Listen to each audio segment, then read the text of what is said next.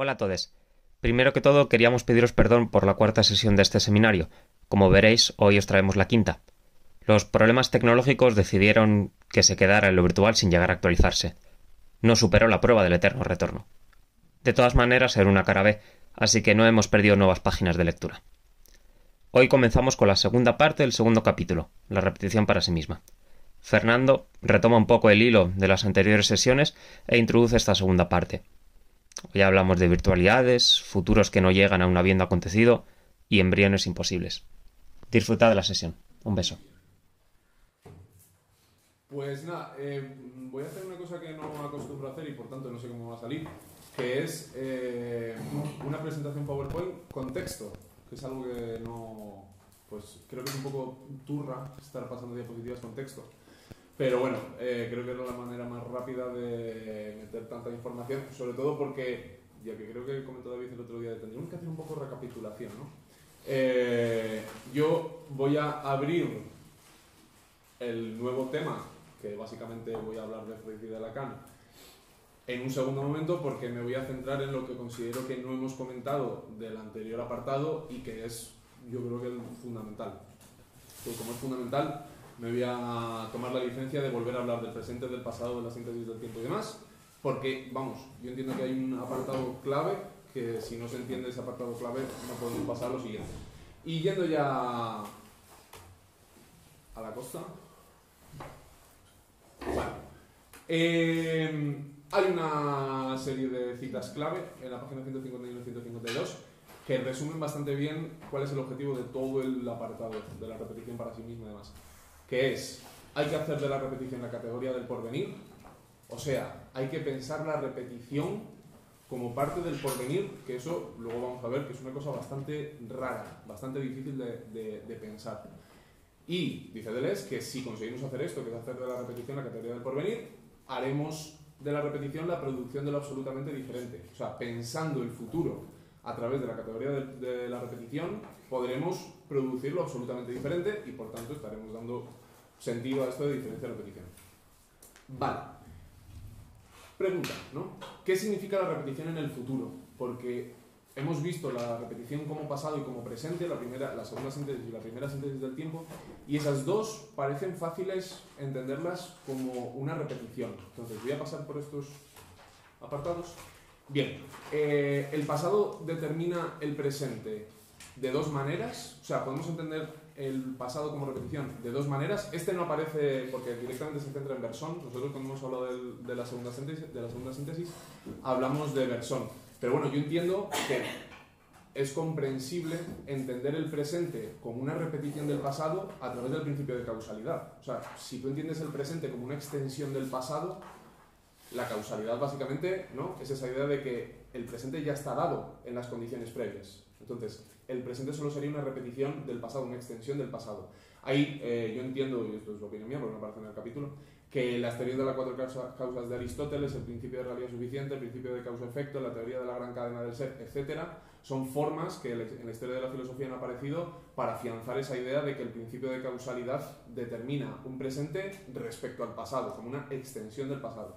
Y digo esto de que esta forma de entender el pasado como repetición conduce a pensar el presente como un determinismo cerrado, es porque en la parte en la que habla de Bergson, habla del determinismo desde la libertad. Hay una página interesante que luego podemos ir a ella. Entonces, si hay un determinismo como libertad, lo llamo un determinismo abierto, hay también un determinismo cerrado. Yo creo que es fácil de entender como el principio de causalidad que determina desde el pasado al presente. Simplemente aquí unas imágenes rápidas de si tú pones cadena del ser en Google, pues te vas a Wikipedia, aparecen estas imágenes tan bonitas de algún códice de algún siglo, que sale ahí Dios arriba, ¿no?, con una cadena en la mano, y entonces va pasando por todos los órdenes del ser que van a organizar muy bien la representación de toda la realidad, que eso básicamente es lo que hablábamos de Hegel y de Leibniz, de conseguir que la representación alcance el todo, y aquí aparecen pues, los diferentes órdenes, los ángeles, los seres humanos, el mundo animal, el mundo vegetal, hasta llegar al demonio, que está ahí atado con sus formas extrañas, y a los señoritos que van al infierno, y la cadena acaba en su garganta, ¿no?, como que está encadenado. Muy bonito eso. Luego, La otra determinación del presente a través del pasado, o sea, de la repetición del pasado como presente, que sería el cono de Bergson, que ya lo vimos el otro día, ¿no? Que el presente es el estado más contraído del pasado y por tanto el presente no es más que pasado. Pero bueno, ya lo vimos. En la página 138 aparece esto del determinismo abierto y de que la vida puede ser un destino, pero el destino no determinado por el pasado de forma determinista, o la redundancia. Y vamos a lo siguiente. Vale, y esta es una serie de características que permiten entender el presente y el pasado desde dos puntos iguales, desde dos categorías iguales, que son: el pasado es la repetición misma, y luego dirá que el presente es la repetición. O sea, el pasado es la repetición y el presente es el repetidor. ¿Por qué dice esto? Porque cuando algo se repite, evidentemente lo que se repite está siendo algo previo que es repetido posteriormente. Y a la vez el presente se determina como un repetidor, como el agente. Hay una característica de agente que es muy importante entender. El agente es quien realiza la acción. Entonces, el agente del presente quedaría determinado como el repetidor de la repetición previa. Entonces, simplemente estoy lanzando sobre la mesa conceptos que luego se van a estructurar bien y que resumen básicamente todo lo que hemos estado viendo. Entonces, la segunda síntesis del tiempo. El pasado es la repetición misma, es aquello que se va a repetir cuando se repite, y es el fundamento del tiempo, porque si el tiempo es una repetición, para que este pueda repetirse, para que el tiempo se repita, el pasado aparece como la fundamentación sobre la que se erige la posibilidad de la repetición. Aquí veis que esto de pasar repetido al contexto es un poco turra, pero bueno, yo creo que es productivo. Ahora, pasamos al presente. ¿Quieres que voy con las listas? Sí. Al igual que el pasado es la repetición, el presente es el repetidor. Algo viene del pasado y es traído al presente por aquello que es presente. Y sin el presente, aquello que es pasado que vuelve no podría volver. Por tanto, el presente es el agente. Y hay una parte muy importante de que es el agente de la repetición. Si lo entendemos en términos históricos, que sería interesante también dentro de este orden de interpretaciones políticas que le estamos todos dando en segundo plano a todos estos conceptos, la revolución, o sea, si hay un agente histórico, el agente es el presente, o sea, siempre se va a dar desde el presente, pero lo que se va a repetir siempre va a ser algo pasado, ¿no? Ahora, ya visto el pasado, visto el presente, que ya entendimos suficiente cuál era, la pregunta es: ¿qué significa la repetición en el futuro? ¿No? Porque aquí es el punto en el que, sin ir al texto, podemos dialogar y pensar ¿qué significa esto de que en el futuro haya una repetición? Porque que el pasado se repita es evidente. O sea, sentido común te dice que lo que se repite es el pasado. Y que se está repitiendo ahora también es evidente. Pero ¿qué significa que se dé una repetición en el futuro? Porque realmente el futuro parecería que es estar afuera de la repetición. ¿Qué significa que lo que se repita en el futuro? El futuro nunca llega a la categoría de la repetición, ¿no? O sea, pero sin haber leído los textos, ¿se entiende, no? Esa pregunta, esa duda es bastante... De hecho, yo creo que es este punto el que siempre nos enfrenta a ese futuro abierto en el que no puedes representar nada y siempre dices, vale, es más fácil pensar el fin del mundo que el fin del capitalismo, toda esta serie de cuestiones. ¿Qué significa la repetición en el futuro? Que dice Deleuze que es la pregunta clave para poder para poder producir lo diferente. Para poder producir lo diferente hace falta poder pensar la repetición en el futuro. Es una pregunta muy interesante. Entonces, visto esto, lo que dice Deleuze es que la tercera síntesis, o sea, entender el futuro desde la repetición, ocurre con Kant y ocurre cuando se piensa el futuro en su forma pura y vacía. Hay que entender el futuro desde esa forma pura y vacía que descubre Kant, que dice que eso permite establecer la diferencia en sentido trascendental. Rápidamente, ¿qué es lo que hace Kant? Kant desvincula tiempo y movimiento. Hay un libro muy bueno, que creo que hemos hablado alguna vez de él, que es el de Franco Volpi, que se llama Heidegger y Aristóteles, que va sobre el tiempo, y ahí explica, yo ahí es donde entendí bien lo que dice Aristóteles sobre el tiempo. Aristóteles define el tiempo como el número del movimiento, pero no aquello que numera, sino lo numerado. O sea, si tú te pones a plantearte qué es el movimiento en Aristóteles, que es el paso de la potencia al acto, en esa transformación continua en la que se da en la realidad, ¿qué es el tiempo? El tiempo es lo numerado del movimiento. Y ahí seguramente hay miles de tesis doctorales profundizando en este asunto. Pero ¿qué es lo que hace Kant? Lo que hace Kant es desvincular tiempo y movimiento. Hay un paper que leí que se llama Crystals of Time, de un señor que te pone aquí a darte un poco de Kant, de qué significa esto de desvincular tiempo y movimiento, pero converge bastante bien con esa idea de que el futuro, el tiempo ya no depende del movimiento. El tiempo vendría a ser, aunque entiendo que tampoco deberíamos forzar esta metáfora, el marco donde se da el movimiento. Esa idea de marco seguramente está cogida por los pelos, pero ya no va a depender, el tiempo ya no va a fluctuar en función del movimiento, sino que el movimiento se va a dar en el tiempo. Para el que le ayude eso. Ahora, dice Deleuze que esto lo funda Kant, que la filosofía trascendental consiste en introducir la forma pura del tiempo en el movimiento, ¿vale? O sea, ¿qué significa la filosofía trascendental para Deleuze? Introducir la forma pura del tiempo en el pensamiento, desvincular tiempo y movimiento. Y esto se da en tres momentos. En el yo pasivo, el moi, el yo fisurado, el ye, y el Dios ha muerto. ¿Qué es el yo pasivo? Bien. Lo que descubre Kant es que el tiempo es la forma del yo, y la forma del yo, que es el tiempo, es aquello que determina el aparecer de lo que aparece, que es básicamente el principio de toda filosofía trascendental. El fenómeno aparece con la forma del tiempo, que es la forma del yo.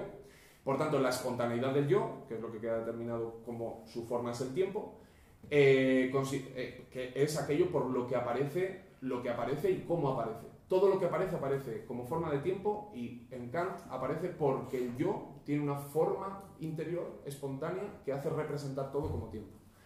Ahora, en este juego, el yo también aparece en la representación del yo, y al aparecer el yo, aparece también en la forma del tiempo, en un segundo tiempo.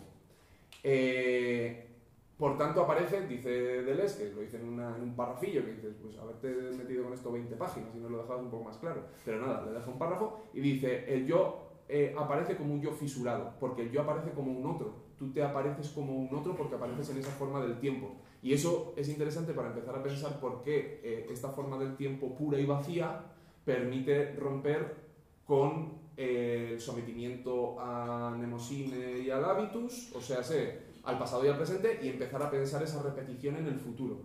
El yo tiene que trascender, o sea, tenemos que superar esa idea del yo como agente, que era el yo del presente, y tenemos que trascender esa idea del pasado que determina el presente, porque solamente vamos a poder pensar la repetición aboliendo el pasado como fundamento y el presente como agente de la transformación y de la repetición.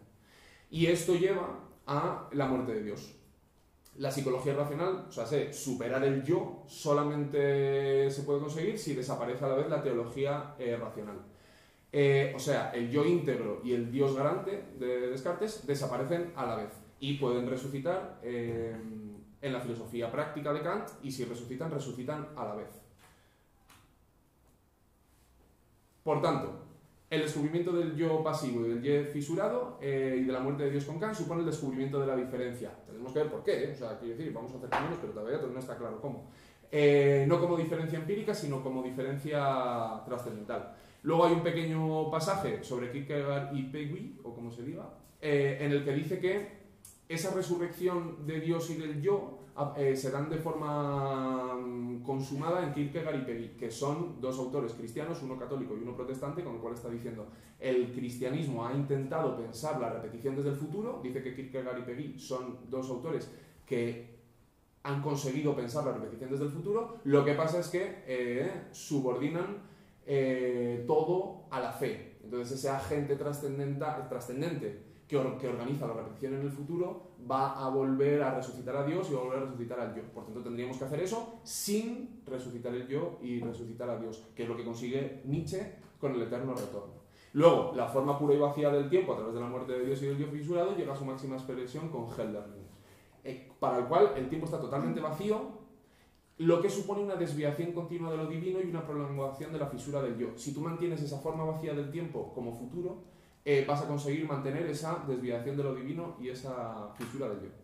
Bien, luego hay un segundo apartado que es reinterpretar todo esto, pero mediante Marx para interpretar la historia, que es esa tapia de página. Pues lo que está haciendo es, todo lo que acabo de explicar, transformarlo en clave histórica a través del teatro. Entonces habla de la repetición cómica, la repetición trágica y la repetición dramática, que corresponden al pasado, presente y futuro.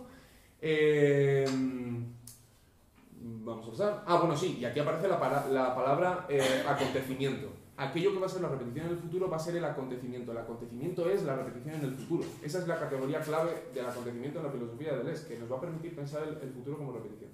Ahora, ¿qué es la repetición cómica? Hay una frase que es: la acción es demasiado grande para mí. ¿Por qué? Porque si el presente está determinado por el pasado, ¿qué voy a hacer yo? Si todo está determinado, ¿no? Entonces, existe un estado de cosas que es un reto que va a ser la condición para que las cosas se transformen, pero hay que superarlo, porque si no superas esa condición nos vamos a quedar en un determinismo y no vamos a conseguir transformar nada. Ahora bien, desde la repetición en el futuro hay que destituir el advenimiento de la diferencia a partir de la causalidad o en general desde el pasado. Bien, ahí dice Deleuze que desde el futuro, ya intentando pensar la repetición en el futuro, el pasado no es más que una condición que opera siempre. Entonces, como siempre se está dando una repetición del pasado, es ignorable. O sea, puedes ignorarla porque siempre se está dando. Entonces, como hay diferencia y hay pasado, ignoremos esa forma, ¿no? del pasado determinante. Cualquier tiempo es el propicio para desencadenar la revolución. Básicamente sería mi interpretación al respecto. Después, vendría la repetición trágica, que sería la repetición del presente, y que es la repetición en la que ocurre una cesura. El presente ya no tiene que ser entendido simplemente como el momento que trae la repetición del pasado, sino como el momento en el que se rompe esa repetición del pasado y va a abrir la transformación en esa repetición del futuro. Y esa repetición del futuro siempre se va a dar a través de una metamorfosis del presente. Siempre se va a desencadenar una toma del Palacio de Invierno, o siempre se va a desencadenar un acontecimiento presente que va a hacer que toda la causalidad pasada desaparezca. ¿Qué ocurre? Que la repetición desde el futuro, entender el presente desde esa repetición, va a hacer que la producción de algo nuevo excluya al héroe. El héroe debe desaparecer, y eso es lo que dice del Zaratustra, de que el Zaratustra no está completo porque el Zaratustra no muere. Y dice, todo el mundo sabe que a Nietzsche se le quedó por escribir la muerte del Zaratustra. Y dices, pues yo no lo sabía, pero si tú lo dices. Entonces, desde el futuro, el presente no aparece más que como un agente destinado a borrarse. La disolución del yo, etc. Llegamos a la repetición dramática, que es, dice Deleuze, la revelación y afirmación de las otras dos repeticiones como destino. Si tú entiendes el futuro, la repetición del futuro como un destino, todo destino implica haber superado las condiciones pasadas y haber superado también a los agentes que las llevan a cabo. Por tanto, es la repetición que aparece como lo incondicionado que debe resultar de las otras dos repeticiones. Os invito a que vayáis a esas páginas a repensarlas cada día por la mañana, te levantas, lees eso e intentas pensar qué significas. Entonces, desde el futuro es el acontecimiento, tal cual viene en la página 148. Con el acontecimiento, aquí empieza con toda esa especie de lenguaje esotérico en el que dice que el tiempo sale fuera de sus goznes, que el tiempo enloquece, porque la diferencia no viene a partir de unas condiciones dadas, ni a partir de una acción de un héroe revolucionario, aunque sin ellas tampoco podría llegar a ser. Esa es la idea del acontecimiento que estamos intentando pensar. Voy a ir más rápido porque si no me voy a comer más tiempo del debido. El acontecimiento como forma pura y vacía tiene unas características, la superación del héroe, etc. Bueno, aquí os lo dejo para que yo esto lo paso después, entonces ya pues se puede revisar y etc. Entonces, conclusión. Tenemos que seguir la máxima de la filosofía de la repetición, hacer de la repetición la producción de lo absolutamente diferente. La repetición como pasado y la repetición como presente son fáciles de pensar. Ahora, ¿qué demonios es la repetición en el futuro? Y esto vamos a conseguir hacerlo, y si lo hacemos vamos a producir la repetición en el futuro. Vale, Kierkegaard y Peggy. Nietzsche. La repetición nietzscheana del eterno retorno como categoría del porvenir culmina con el noviazgo entre el Dios muerto y el yo fisurado, que son superados por el acontecimiento. Continuamente esa idea. O sea, fin del primer acto, voy rápido. Segundo acto, Freud y Lacan. Esto se queda para luego la conversación de después, pero creo que era un punto importante de hacer hincapié en de la repetición del futuro. Bien, este es el esquema del contenido que he hecho yo un poco así a bola pluma, porque no me lo acabo de leer entero. Me voy a ceñir a unas cuantas páginas. Habla de una primera síntesis, de una segunda síntesis y de una tercera síntesis. Habla del habitus, del eros, que sería nemosine, pero con otras cosas, y el tánatos como tercera repetición en el psicoanálisis. Luego hay un pasaje del eterno retorno y el simulacro, y un último pasaje sobre el antiplatonismo a la manera del apéndice de la lógica del sentido. Bastante parecido, como un texto ahí que luego recupero. Ahora, voy rápido con esto. Bueno, voy rápido, todo lo que pueda. Primera síntesis. Habla de la primera y segunda capa del ello. Entonces, esto ya sí es nuevo. Va a volver a interpretar, en base a estas categorías que hemos visto, todo el psicoanálisis. Y evidentemente, luego esto tiene una trascendencia en el Antiedipo brutal, porque lo desarrolla muchísimo. O sea, todo esto va a ser la base también para el Antiedipo. ¿Qué es lo que dice aquí? Vamos a entender la primera y segunda... la primera síntesis a través del psicoanálisis. Dice, toda vida biopsíquica es entendida como un campo de individuación en el que existen distribuidas diferencias de intensidad entendidas como excitaciones. Vamos a ver. Toda vida biopsíquica es un procesador de excitaciones. Esa vida se va enfrentando a excitaciones y en la resolución de esas excitaciones, que son diferencias de intensidad, recibe placer. O sea, somos máquinas que destruyen diferencias. El ello se encarga del proceso de resolución de la excitación, de la diferencia a nivel local, lo que produce placer. Y, ¿cómo es este señor? Wilhelm Reich, la descarga del orgasmo. El orgasmo es, tú vas acumulando intensidad, acumulando diferencia, y cuando todo eso se anula, se lleva a la identidad, ocurre la descarga del orgasmo. Deleuze habla del problema de Freud, que es que este principio, que es el principio de placer, hay un principio más allá del placer, que es el que le da nombre al libro de Freud, que está basado en la repetición. O sea, Freud mismo se introduce más allá del principio de placer en que realmente el placer está subordinado a la repetición. De hecho, viene aquí la... Vaya. No, me he pirado aquí total. No, voy aquí. En la segunda capa del ello, por tanto, ya no solamente tenemos que entender que el organismo está destruyendo diferencias, resolviendo intensidades para obtener placer, sino que el organismo es una organización que pretende someter toda posible excitación. No es que sea simplemente un proceso con el cual interactúa con el resto, sino que todo el organismo del ello, toda esa vida, está organizada como agente repetidor para someter toda excitación. Esa es su interpretación sobre más allá del principio de placer. Entonces, el tiempo propio del ello es el lugar en donde ocurren estas integraciones de las excitaciones. Ocurre, dice Deleuze, que para cada excitación surge un yo pasivo, o sea que esa vida biopsíquica sería como una entidad sobre la que van surgiendo pequeños yoes que se encargan de ir enlazando excitaciones. Por tanto, aparecen una pluralidad, una multiplicidad de yoes que son interesantes para después, lo que van a venir después, y eso serían las síntesis pasivas, ¿vale? Esas síntesis son esas absorciones de excitaciones. Aquí ya sí es donde vamos a lo de la cita de más allá del principio de placer. Esto es directamente del libro de Freud. Dice, en la vida anímica existe realmente una compulsión de repetición que se instaura más allá del principio de placer. La compulsión de repetición es más originaria, más elemental, más pulsional que el principio de placer. Y dice Freud, nos gustaría saber algo sobre la función que le corresponde, las condiciones bajo las cuales puede aflorar y la relación que guarda con el principio de placer, al que hasta hoy en verdad habíamos atribuido el imperio sobre el decurso de los procesos de excitación en la vida anímica. Por tanto, está considerando que existe más allá del principio de placer, determinado íntegramente por la repetición. Vale.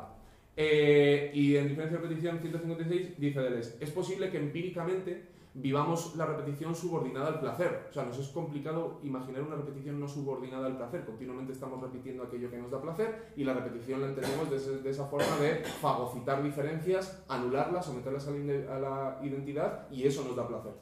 Y dice, pero sucede a la inversa. ¿Se sucede a la inversa? Tendremos que entender cómo es. Nos quedan solamente 2 diapositivas, creo. 3. Tras las síntesis pasivas, esas síntesis en las que los yos que van surgiendo acumulan esas excitaciones y las absorben, se dan 2 relaciones objetales distintas. Y aquí es cuando aparece la síntesis activa a través del principio de realidad. Aquí ya estamos pasando a la segunda síntesis. La primera síntesis es una síntesis pasiva, la primera es una síntesis activa. ¿Qué ocurre? Esa vida biopsíquica se crea una representación real del mundo a través del principio de realidad, atribuyendo un carácter de realidad creo que hay una categoría kantiana que es básicamente eso, el atribuir un aspecto de realidad a todo aquello que existe, y todo aquello que existe de facto verdaderamente vendría a ser los objetos con los que tú puedes satisfacer tu principio de placer. Tú no puedes satisfacer tu principio de placer con algo que no está en la realidad, y a eso llamamos realidad y excluimos lo no real en función de que no podemos satisfacer nuestro principio de placer. Sin embargo, dice Deleuze que aparece otra relación objetal distinta, que es con los objetos virtuales. El bebé se mete las manos a la boca cuando no puede meterse comida o lo que se quiera meter en la boca. Por tanto, aparecen objetos virtuales que después van a desencadenar toda una serie de relaciones que van a ser incluso más verdaderas que ese principio de realidad que organiza la psique, porque nos vamos a mover más en los objetos virtuales que en los objetos reales, que viene a ser una satisfacción secundaria del principio de placer. Nos metemos los dedos a la boca, nos rascamos, tenemos compulsiones de repetición, que eso sería muy interesante meternos en ello, tenemos tics en los ojos, etcétera, ¿no? En los ojos o donde tengamos tics. Entonces, cuando el objeto constituido como real no consigue descargar las excitaciones, surge un objeto virtual que acaba por descargarlas. Chuparse el dedo, en ausencia de la teta, etc. Que es interesante. Mi hermano acaba de ser padre, por tanto yo acabo de ser tío. Y a los bebés, al parecer, teorías de estas locas, no se les puede dar el chupete hasta no sé qué edad, hasta no sé qué fase, porque si no, dejan de chupar la teta y mueren de inanición. Es el absurdo llevado al extremo. No le puedes dar chupete porque entonces se engancha en esa repetición del chupete y ya la teta no la quiere. ¿No? O sea, es brutal. No quieren satisfacer su instinto de placer, quieren repetir la idea, ¿no?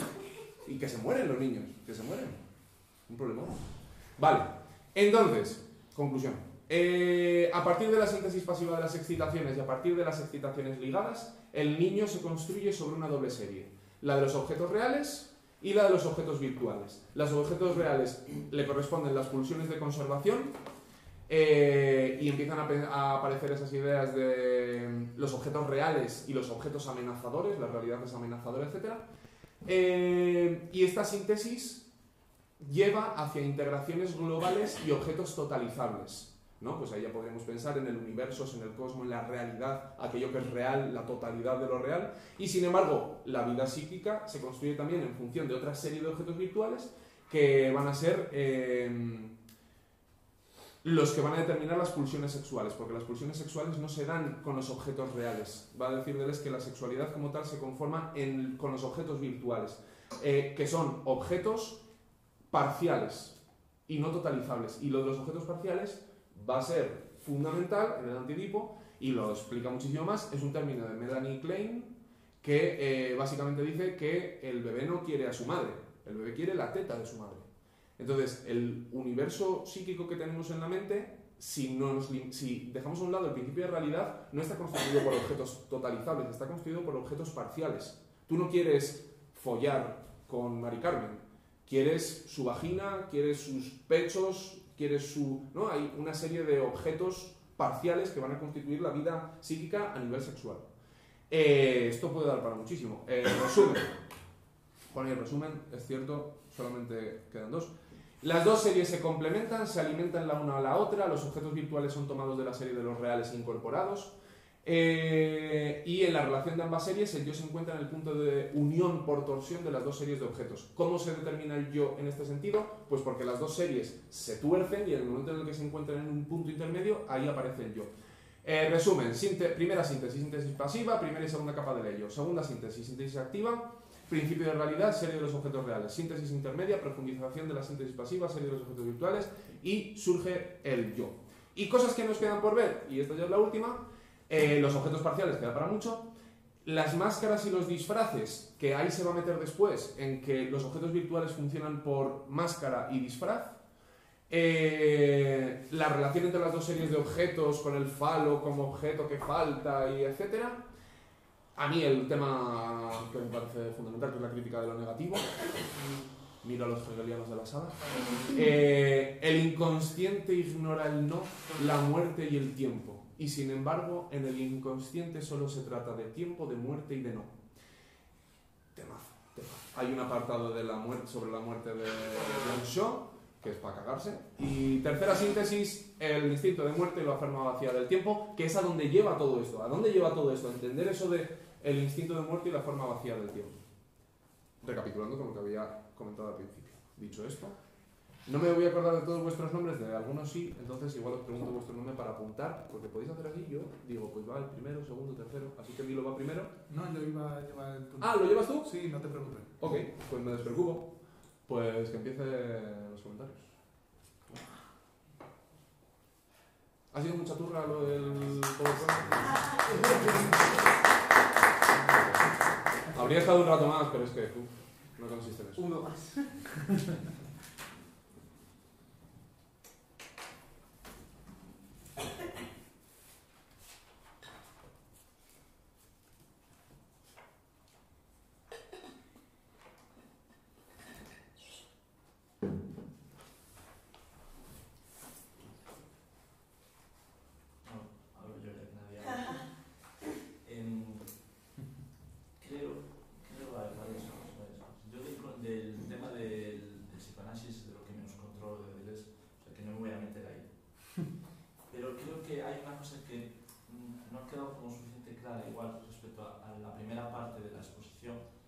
que es la idea de por qué el futuro es la repetición, o sea, por qué la repetición en el futuro y por qué el futuro es siempre nuevo.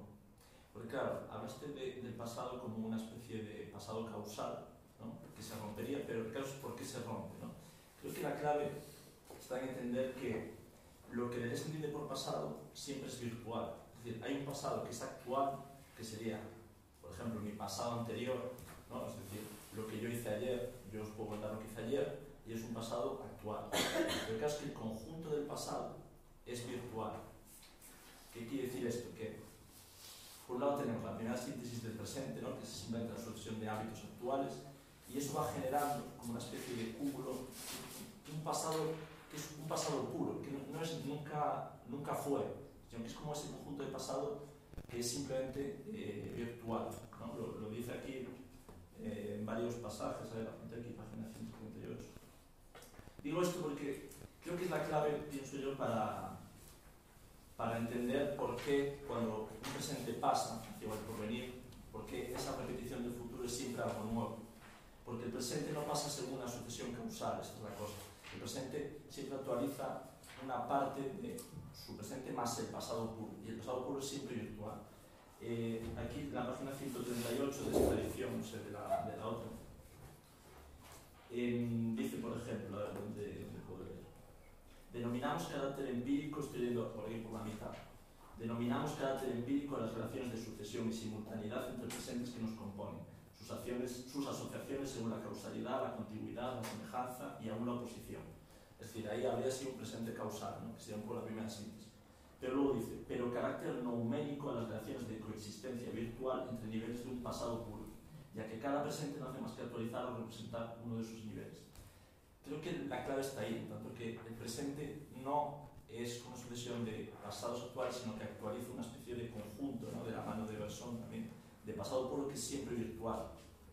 Y justamente es lo que hace que haya una fisura en el tiempo, es decir, que se rompa el tiempo sea una forma pura y vacía, que no haya una continuidad directa y que por tanto el yo no se pueda mantener a lo largo del tiempo, porque el yo actualiza siempre una parte de ese pasado virtual, y en ese paso de lo virtual a lo actual, eso siempre hay como elementos azarosos, ¿no? Elementos de singularidad, etcétera, etcétera. Hay como una fisura en el tiempo, tanto que cuando se actualiza un virtual no es lo mismo, no sé cómo explicar, no es lo mismo una sucesión física que un paso de lo virtual a lo actual. Tanto que lo virtual siempre es como ese mundo de lo diferente, ese mundo imprevisible. Entonces, cuando un presente pasa al actualizar una parte de ese pasado puro que es virtual, eso hace que lo que venga después sea siempre nuevo, ¿no? Entonces, por eso no se puede mantener el yo, por eso hay un eterno retorno de lo diferente, porque cada vez que pasa un presente actualiza una parte virtual y por tanto no hay yo, no hay Dios, ¿no? Lo que hay es un eterno retorno de la diferencia. Y yo creo que la clave de este capítulo está en entender eso, ¿no? Sin meterme en el psicoanálisis, porque yo ahí sí que no controlo mucho, pero la clave está en entender la relación entre lo virtual y lo actual. Y también en lo que comentabas ahora del psicoanálisis igual, ¿no? Es como que parece que en nuestros primeros momentos de edad, ¿no? Cuando somos bebés, hacemos una especie de síntesis pasivas que van conjugando y conformando una especie de pasado puro, ¿no? De pasado puro de objetos virtuales que hace que luego las siguientes síntesis activas ya están determinadas por esa virtualidad pasiva. Y eso hace que, por tanto, pues, que siempre haya un objeto parcial, ¿no? Que a medida que nos desarrollamos siempre estamos ya actualizando ese conjunto virtual de pasado que hemos ido acumulando. Pero la clave es eso, que para pasar de un presente a otro, de un actual a otro, siempre hay que conjugar una parte de lo virtual del pasado. Y esa parte, ese paso de lo virtual al actual es siempre como algo que se produce por medio del azar, ¿no? Por medio de la diferencia. Simplemente eso, creo que no tenía nada más que decir. Y eso hace que, claro, cuando se repite, el futuro ya sea siempre la repetición de lo nuevo, porque se actualiza siempre eso, virtual. Es complicado, ¿no? No sé.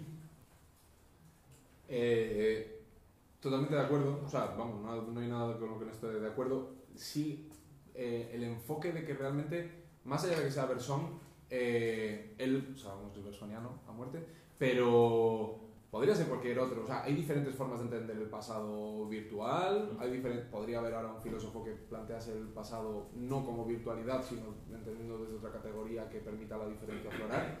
Yo a lo que... Es que en eso estuvimos mucho en la anterior sesión, explorando bastante bien el pasado y el presente, se había quedado esa parte del futuro.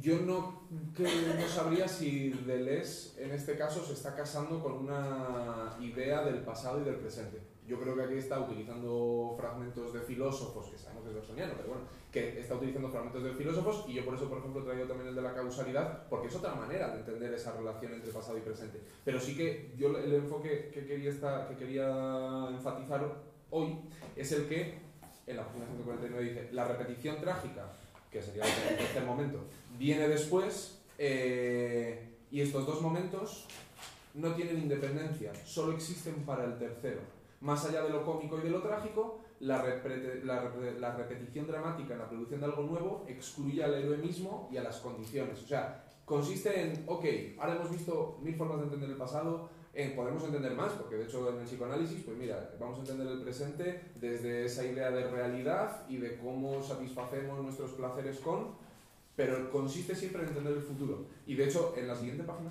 en la 150-151, por ahí dice, que es cuando habla de lo de la muerte de Zaratustra, dice, hablar del eterno retorno como una categoría del pasado o del presente es hacer una pantomima, o algo así, dice. No hay que pensar el pasado, el eterno retorno como una categoría del pasado o del presente. Solamente se puede pensar del futuro. O sea, hay que superar el pasado y el presente.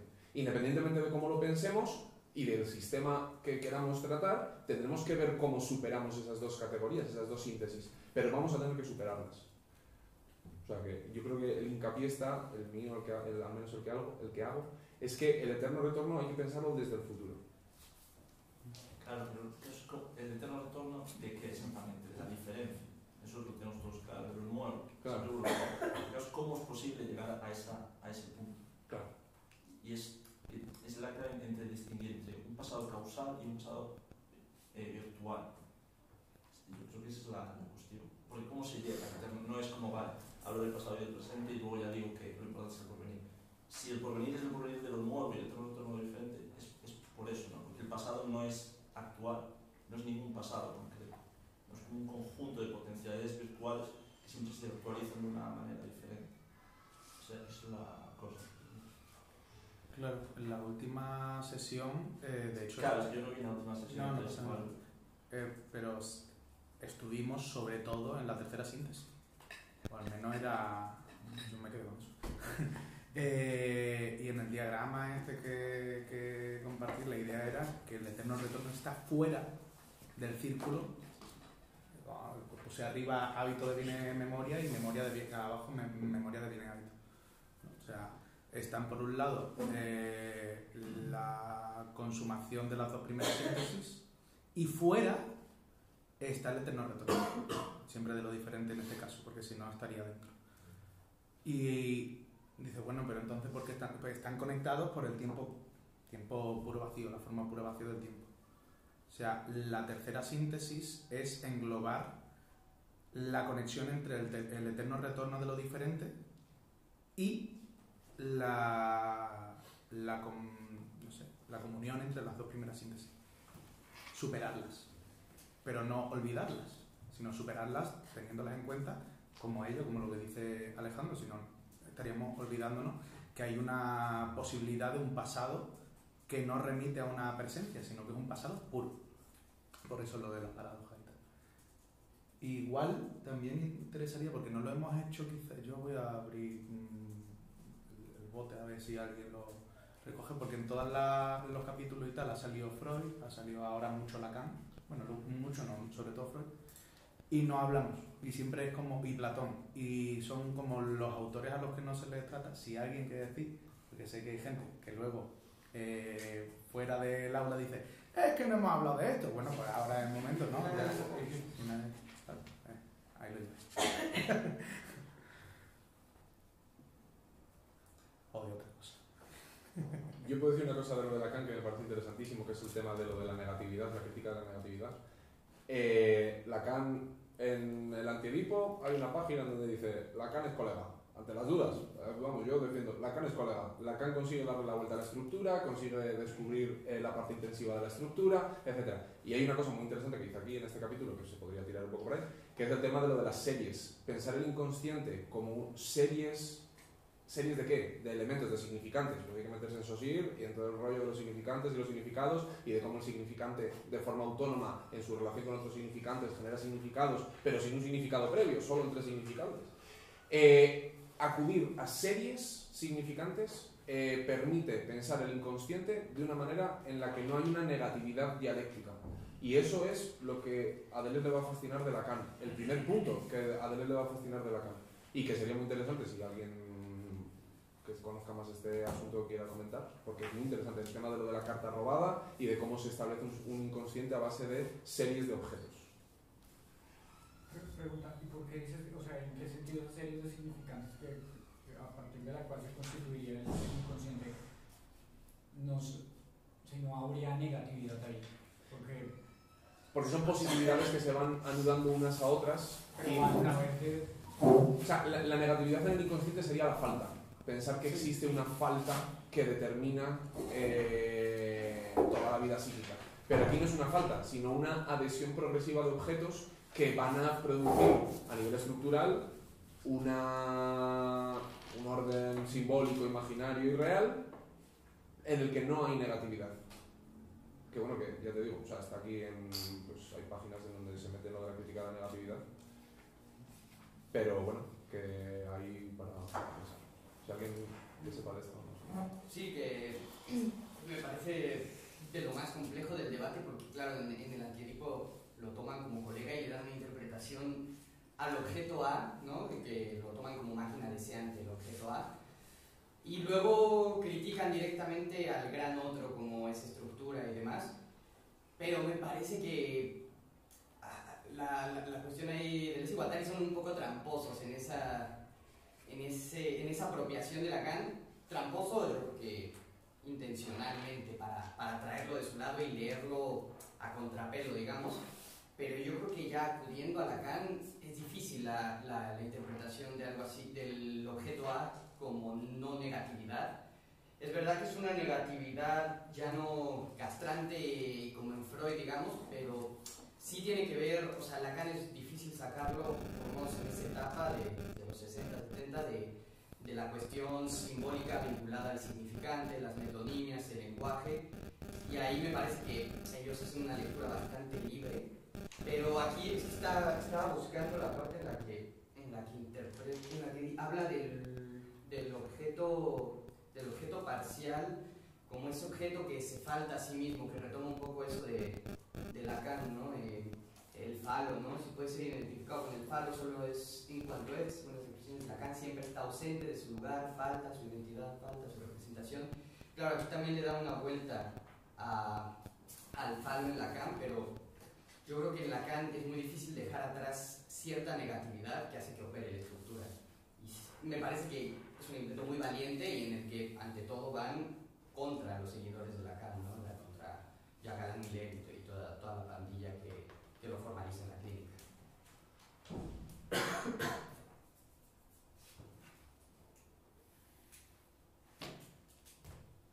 Por ejemplo, por entrar ahí en el tema del falo. El falo representa infinitas millones de cosas Pero se puede entender bien que la mujer se determina porque le falta y el hombre se determina por, como no le falta lo que le falta a la mujer, que es la medida del pene.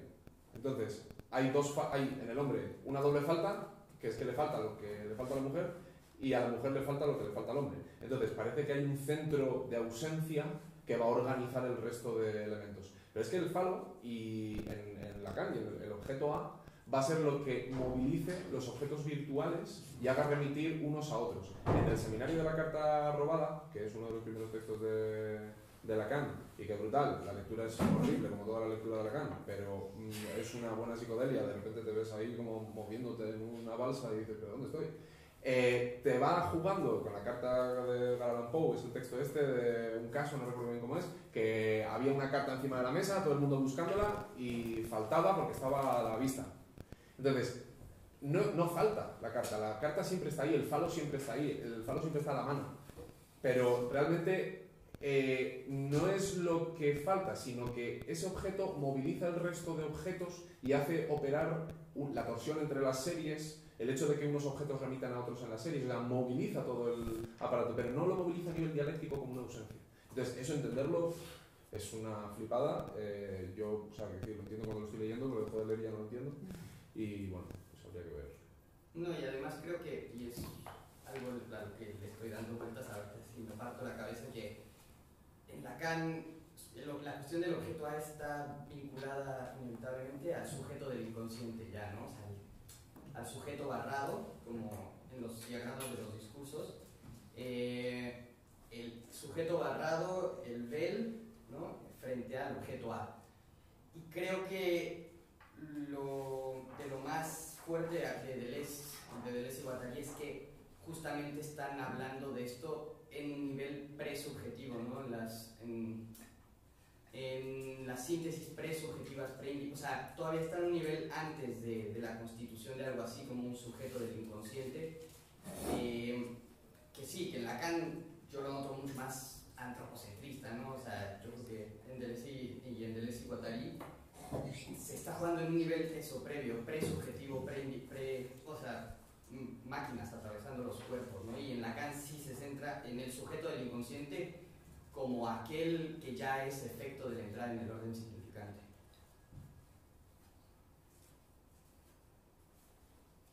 Claro, o sea, si el sujeto, o sea, en Deleuze y Guattari tampoco creo que ni en el sujeto, sino que lo toman como, es decir, como un efecto, es la cosa. No tomarlo como algo originario de la subjetividad, sino como algo efecto de que, pues, de dejar de vomitar, de algo prepersonal y preindividual. Y yo sin tener mucha idea de psicoanálisis, pero sí un poco de Deleuze, pienso que lo del falo lo asocian a esto de lo virtual, ¿no? También como ese objeto que no es que no sea en el sentido de negatividad, sino que es esto que pone a veces de no ser entre paréntesis, ¿no? De la pregunta y del problema. Es como un ser que no es actual, ¿no? Que no existe, pero que sí como subsiste, ¿no? Ese elemento diferencial que está antes de toda subjetividad, antes de toda actualidad. Entonces pienso que Bauhaus va por ahí, de la crítica de lo negativo, en el sentido de que el objeto ausente, el falo, no es algo que puramente negativo de no, sino una especie de elemento que no se puede decir que existe, pero al revés, sino que está como generando todo lo que existe, ¿no? Como ese rollo de las preguntas y los problemas, ¿no? Las respuestas o el estado de cosas actual siempre es ya un efecto de una especie de seres diferenciales o virtuales, ¿no? Que son los problemas o las preguntas. Pues lo mismo yo creo que irá por el falo, ¿no? En el sentido de que no es algo negativo, sino un no ser entre paréntesis, como algo que está ahí virtualmente, que no podemos decir que esté presente, pero que sí podemos decir que afecta a todos los presentes, a todas las subjetividades. Y claro, como ese no ser siempre es un elemento diferencial, siempre la diferencia, eso posibilita que la identidad siempre sea producto, ¿no? Siempre sea efecto. Creo que va un poco por ahí por lo que estoy leyendo, pero... De hecho, lo interesante es que el falo hay que entenderlo dentro de los objetos virtuales, o sea, ahora ya vamos a tener que asumir que el yo es ese entrecruzamiento entre la serie de los objetos reales que simplemente surgen, o sea, que la realidad es casi una representación un poco así chabacana que se deja de lado, porque simplemente es esos objetos con los que tú crees que puedes satisfacer tus necesidades, pero realmente se abre todo el mundo de los objetos virtuales para dar una última satisfacción y una última descarga de toda esa pulsión. Lo interesante es que Lacan descubre que ese orden de objetos virtuales tiene una lógica y tiene un mundo, o sea, es un mundo. El mundo virtual bersoniano, que parece seco y único y monolítico, y parece que somos incapaces de representarlo, porque en la medida en la que lo representas, lo contraes y entonces ya estás en el presente, lo que va a hacer Lacan es decir, no, es que aquí existe toda una mecánica de objetos virtuales, y entonces él lo que va a intentar es sonsacarle esa mecánica a través de el objeto A, el falo y toda una serie de lógicas que van a movilizar. O sea, ese orden virtual además está en un movimiento vertiginoso que es el del inconsciente. Es muy interesante eso. También en la página 138 habla de Bergson y también dice que el pasado, el cono, no es un cono simplemente distendido, porque el presente es una contracción. Hay órdenes de contracción y distensión y como grumos de insistencia dentro del cono bersoniano, que determinan esa idea de destino y de metempsicosis, que es para hacer una tesis doctoral sobre ese asunto. O sea, que todo el orden virtual tiene unas lógicas internas que hay que desentrañar y que operan y que de hecho casi son más verdaderas que esa pequeña principio de realidad que te da un orden real. O sea, en él es lo virtual es real, ¿no? Sí, vale. Ya te falta... En este sentido se me ha ocurrido, simplemente por lo que decía Alex, que el psicoanálisis puede ser útil para entender esto de lo problemático, que sobre todo se tratará más en el tercer capítulo, en el siguiente, en el que se dice, aunque creo que ya se ha dicho de alguna forma, en el primer capítulo, que lo problemático encuentra, digamos, varias soluciones, se plantea un problema. De hecho, una de las tareas de la filosofía es crear problemas, y esos problemas se encuentran sus soluciones, pero eso no agota la problematicidad del problema. El problema sigue siendo problema, no es agotado cuando uno le da una solución.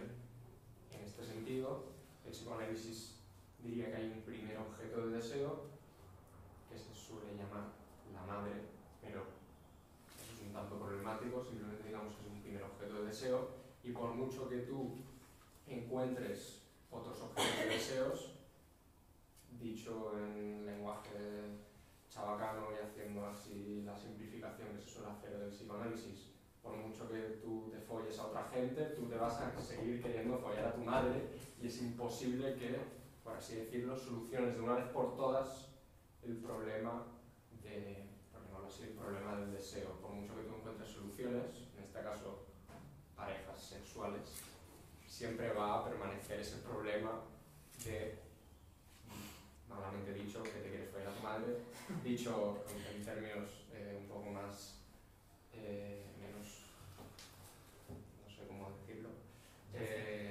siempre va a, menos obscenos, siempre va a existir este problema del primer objeto de deseo. Y en ese sentido, claro, ese primer objeto de deseo, que es un objeto virtual, no hay nada de negatividad en él, porque su problematicidad, eso que siempre permanece, por mucho que tú le des soluciones, es de hecho toda su positividad. Volviendo a lo del actual y lo virtual, el presente actual es el estado más contraído del pasado. Luego el pasado es, por así decirlo, mucho más grande, tiene una positividad mucho mayor, en el sentido de que es mucho más, dicho así simplemente, que esa solución puntual que tú das al problema, ese punto presente actual, que es el punto más contraído del cono del pasado. Pero realmente eso que permanece sin solución, eso que permanece sin actualizar, no es lo negativo, es lo que falta en cierto sentido, por supuesto, pero eso que falta es lo más positivo que hay. Y también relacionado esto con la pregunta de si lo virtual es real, sí, es incluso, digamos, la realidad es en su mayoría virtual, por así decirlo, y lo actual es solo, creo que algo así decía Fer cuando decía como no, la realidad es una representación así pobre que nosotros hacemos, pero la realidad realmente es virtual. Yo haría una puntualización, o sea, podrás describir precisamente lo que critica crítica de Deleuze, de Guattari y de Freud, porque habiendo hecho eso, habiendo hecho como un inconsciente virtual, lo que hace es ya determinar. Pues si todo el rato, todo lo que va a suceder a nivel sexual es que estás follando a tu madre, entonces ya está, no hay diferencia. Creo que es el punto donde ellos critican a Freud. O sea, alaban a Freud en generar un elemento inconsciente virtual, pero luego en subsumirlo a la familia. Y aquí voy a leer un pasaje, y yo creo que es lo que alaban Lacan. A lo mejor tú dices que lo interpretan a su manera, pero yo creo que ellos tratan de tomar a Lacan frente a Freud por eso, ¿no? Y aquí dice, en la página 167, si puede ser identificado con el falo, solo lo es en cuanto según las expresiones de Lacan, siempre está ausente de su lugar, falta su identidad, falta su representación. Esto está claro. En suma, no hay término último. Nuestros amores no remiten a la madre. Simplemente la madre ocupa en la serie constitutiva de nuestro presente un lugar con respecto al objeto virtual, que es necesariamente ocupado por otro personaje en la serie que constituye el presente de otra subjetividad, considerando los desplazamientos de ese objeto X. Es decir, que frente a esa inducción de Freud, parece que ellos toman de Lacan una especie de objeto, que ya no sería tan fijo, ¿no?, como la madre, sino un objeto X, que siempre es ausente, siempre puede dar lugar a diferencias y a singularidades. Y a lo mejor no es lo que dice Lacan, pero yo creo que ellos tratan de sacar de Lacan eso. Entonces el problema, lo que tú dices comprobar, tienes que comprobar que pueda generar siempre soluciones diferentes. Si el problema es que siempre me quiero follar a mi madre, entonces ya no hay solución diferente, siempre la misma solución. Problema, me follo a esta, me follo a la otra. Entonces ese problema ya no genera diferencias, sino genera siempre lo mismo. La cosa es encontrar un inconsciente virtual que posibilite la generación de lo nuevo constantemente. Por eso también, dos segundos tarde, por alusiones, pues también decía que decir lo de la madre es como una simplificación burda, que de hecho falla, es errónea, entonces que de hecho no es tu madre. Y de hecho, esto de decir que el problema es que te quieres follar a tu madre y ya está, se soluciona muy rápidamente cuando te das cuenta de que si tú realmente te follases a tu madre, no solucionarías absolutamente nada. De hecho, probablemente lo empeorarías todo de forma loquísima. Luego, realmente no es tu madre, es un objeto indeterminado, etc.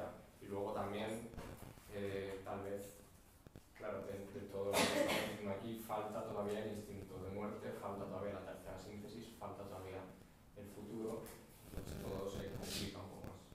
Vale, están David, Fer y Aima. Es que yo quería mezclar un poco el tema de la primera intervención del tema del pasado virtual y el pasado real, y decíamos que la tercera síntesis del tiempo del futuro, como pensar ese porvenir, no a partir de como lo que está fuera. En anteriores sesiones dijimos que el futuro es lo que disuelve tanto el presente como el pasado. Yo creo que no nos tenemos que quedar solo en el momento deconstructivo. Estamos hablando de la deconstrucción del sujeto. No es simplemente una mera deconstrucción, es también un proceso de sustancialización constante y absoluto. Es decir, no sirve de nada destruir la función del sujeto y decir, no, es que el sujeto no es origen, es efecto, no es causa, y entonces, bueno, entonces ya le tengo aquí y ya sé cómo tratar con él. No, es que no simplemente es que sea causa, es que además es una causa que ni siquiera se puede hacer de una y ya, aunque sea efecto. Aunque le cambiemos, le demos la vuelta a la tortilla, es que la tortilla se vuelve a descuajar y hay que cuajarla constantemente. Es decir, el sujeto no acaba de estar hecho jamás, que es lo que tú decías. Se tiene que estar constantemente deshaciendo y rehaciendo precisamente en la categoría del porvenir. Porque como ese pasado realmente no existe, no es un pasado que nos permita establecer una causalidad, sino que es un pasado virtual que se tiene que reactualizar constantemente en el presente. Cuando hablabas de eso me ha venido a la mente un ejemplo, que a lo mejor es un poquito tal, pero me ha venido a la mente Felipe González. Qué maravilla. Justifica. Sí, es decir, tienes ahí... Yo creo que es evidente. No justifica. Necesitáis que lo explique. Tú tienes ahí a ese Felipe González del 82, socialista, no sé qué, y ahora le tienes ahí siendo la persona más fascistoide del mundo. Y entonces dices, pero ¿quién era Felipe González? ¿Era el socialista del 82? No, es que son los dos. Es que la cuestión es que es ese y otros 100.000 más que irán reactualizándose a medida que él mismo se vaya reconstruyendo.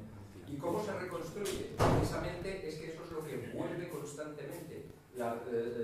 Vuelve lo distinto, se repite constantemente lo distinto, es decir, como te estás rehaciendo constantemente, siempre La diferencia es el objeto de la repetición.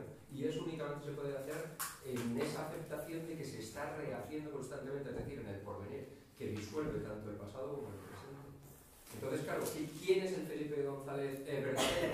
No es cuestión de destruir lo que creíamos y volver a juntar las piezas de otra manera, no. Es que las piezas son como un transforme. En cuanto se juntan, se vuelven a desjuntar y a recomponer, y eso es un proceso incesante e infinito. O sea, no es solo de construcción, es de sustancialización absoluta. Vamos, Felipe González. Estarán calientes las orejas. Rápidamente quería completar la cita que ha hecho Alejandro, de lo de los personajes parentales y lo de la pregunta de Sebas.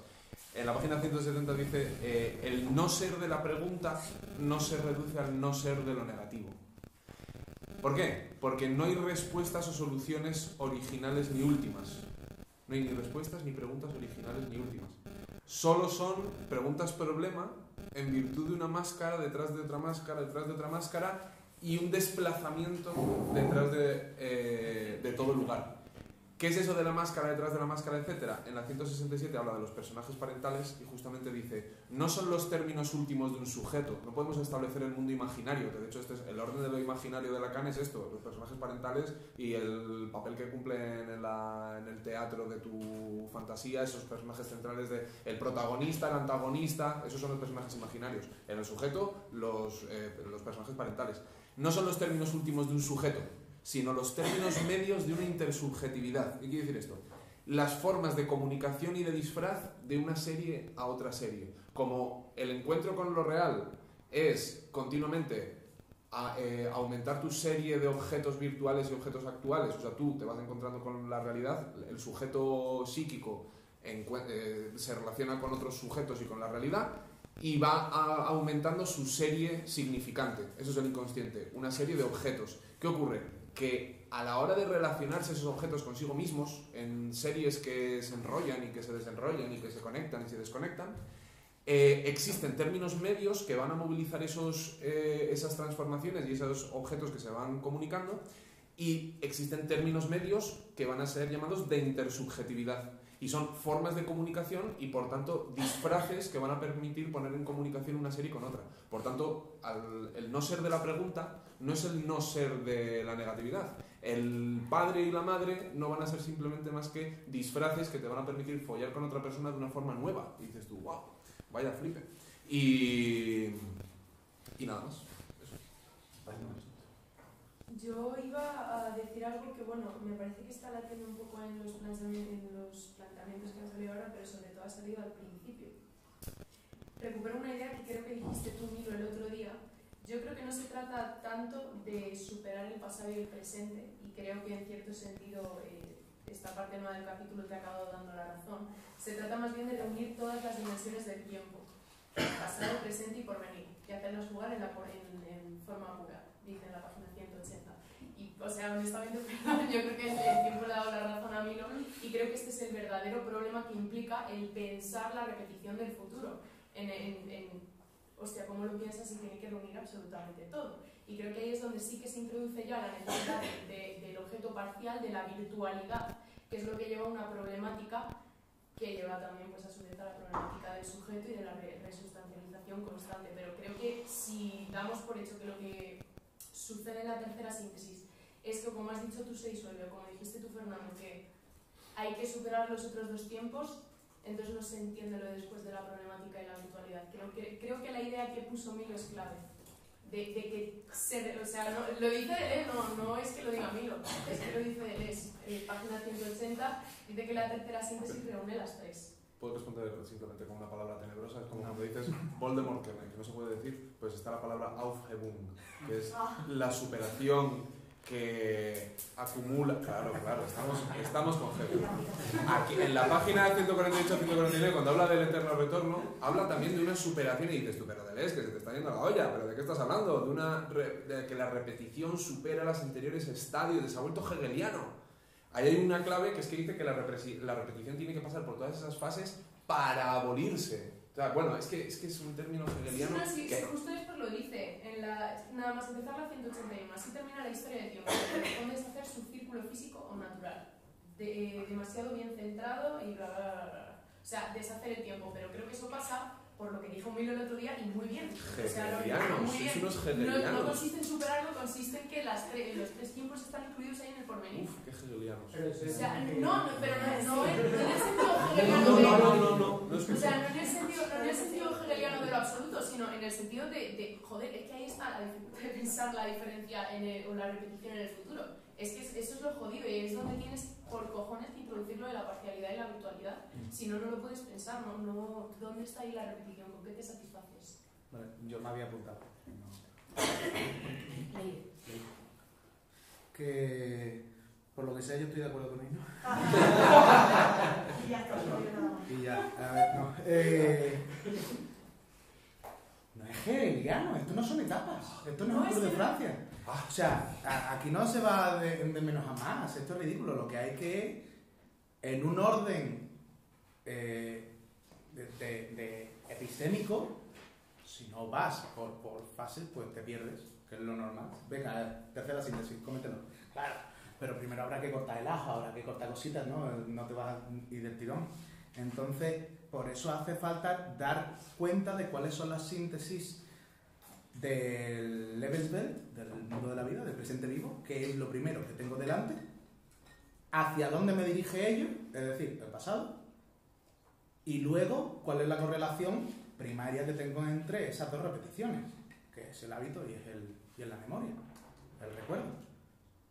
Y entonces, dentro de la ecuación, si lo jugamos con esos 3 términos, habría que repetir también el futuro. Ahí es donde está la pregunta, ¿cómo se repite el futuro? No pasa nada, pues no repitamos el futuro, repitamos el porvenir, que es una forma de futuro que nunca llega. Fantástico, porque así no se actualiza y estaría fuera del círculo que conforman, del punto que conforman presente-pasado, como una totalidad que se retroalimenta. Pero entonces es un tiempo que no es vivible. ¿Cuál es la comunicación? Y por eso digo que estoy de acuerdo con Ainhoa, por lo que sea. Porque hay una comunicación entre la síntesis de las virtualidades presente-pasado, que es lo que también decía Alejandro al principio. No estamos hablando del pasado respecto al del pasado respecto al presente ni respecto al futuro, sino el pasado puro, el pasado en sí y el presente en sí. Pero bueno, el presente en sí un poquito tampoco nos importa mucho, porque si queremos liberar al tiempo de la presencia, lo importante es dar cuenta de cuál sería el estadio absolutamente ajeno a la presencia, aquel que no se te presenta, el porvenir. Y hablábamos de, bueno, yo lo dije así, el tiempo de la emancipación, el tiempo revolucionario, pero no a la... o sí, pero en términos ontológicos, el tiempo de la emancipación, porque se supera, pero se emancipa, se libera de las redes de tener que estar reglamentándose en un círculo de la carencia, que es lo que tú además decías antes. El círculo de la carencia es limitarnos a concebir únicamente, exclusivamente, necesariamente, términos hegelianos además, una primera y una segunda únicamente. Ese sería el gran drama. O dar cuenta de un eterno retorno de lo mismo, que estaría intrínseco en el círculo de la primera y la segunda síntesis. Una pregunta muy chiquitica, específicamente frente a lo que estás diciendo. O sea, si ese tiempo por venir, ese porvenir, es un tiempo que no podemos vivir de algún modo, o sea, es un futuro que siempre se sale. O sea, yo lo estoy entendiendo como lo está diciendo Alejandro. En ese caso, si entiendo el eterno retorno desde el plano de la virtualidad como algo que de algún modo ese futuro sí se podría actualizar, entonces ese tiempo sí sería vivible. Claro, ese es el drama. Damos cuenta de que es un futuro que va a llegar y por lo tanto es vivible únicamente actualizado. Porque si solamente vamos a vivir en la actualización, pues vamos a estudiar historia y ya está, ¿sabes? O vamos a estudiar periodismo. Pero sí, la actualidad periodística es ese juego, dar cuenta de lo único que hay delante. Y dentro de unos ciertos sesgos. Pero si queremos dar cuenta de la totalidad temporal desde la que se puede existir, desde la que se puede vivir, tenemos que jugar en el terreno de la virtualidad. Virtual es potencia, es posibilidad, no hay otra cosa. O sea, Por lo tanto, el tiempo de la... ¿Se puede vivir en el futuro? No, a menos que esté expirado. ¿Se puede vivir en el porvenir? No podemos hacer otra cosa. O sea, no es una elección. En todo caso, es una elección política para plantear planes. Pero ontológico-políticamente es lo único que se puede hacer porque vives en la posibilidad absoluta. En el momento en el que eso actualiza, ya ha muerto. Y se entra dentro del círculo hábito-memoria, memoria-hábito. Por eso está intercomunicado con la tercera síntesis, y la tercera síntesis no es ajena, que es lo que parecería si nos tomamos a Nietzsche a lo loco. ¿Sabes? Y quería traer esto, porque además me hace mucha gracia que esté este autor aquí, que es Riquet, Paul Riquet, me parece maravilloso, además porque un gran deleuziano me dijo que Deleuze nunca cita a Riquet, digo, bueno, pues sabrás. Aquí está el chaval, y dice algo que me parece brutal, y era lo único que tenía apuntado para decir, fíjate tú que Paul Riquet denominó adecuadamente cogito abortado. Por otra parte, esto ya es Deleuze, no hay cogito que no sea abortado, ni sujeto que no esté larvado. ¿Ello qué es? Solamente se puede subjetividad preliminarmente. No hay una constitución del sujeto, sino siempre se es preliminar. Felipe González no es el mismo, más que en el nombre que queda marcado, molecularmente es otro, ontológicamente es otro, publicitariamente es otro, ideológicamente parece que no, pero la movilidad es únicamente porque es preliminar. Entonces, revolución permanente, a lo mejor jugar un poco con los... Revolución preliminar, porque nunca llega. Vivir en la virtualidad. Plantear planes que no van a llegar dando cuenta únicamente de las concreciones desde las que se parten, como un mapa. Y ahora estaba Leti. Perdón, porque soy una completa inculturada, no tengo ni idea de Deleuze. Mi devenir me condujo a la filosofía analítica y hago cosas de biología evolutiva, desarrollo y tal, pero claro, muchas cosas tienen muchísimo que ver, toda esta generación de, sobre todo si piensas bueno, ya sé que Deleuze también habla de biogénesis y tal, pero claro, soy una chica, pero yo os doy la oportunidad de decirme y de responderme y luciros de todo lo que sabéis de Deleuze, porque yo no tengo ni idea y mis preguntas son desde la completa ignorancia, ¿no?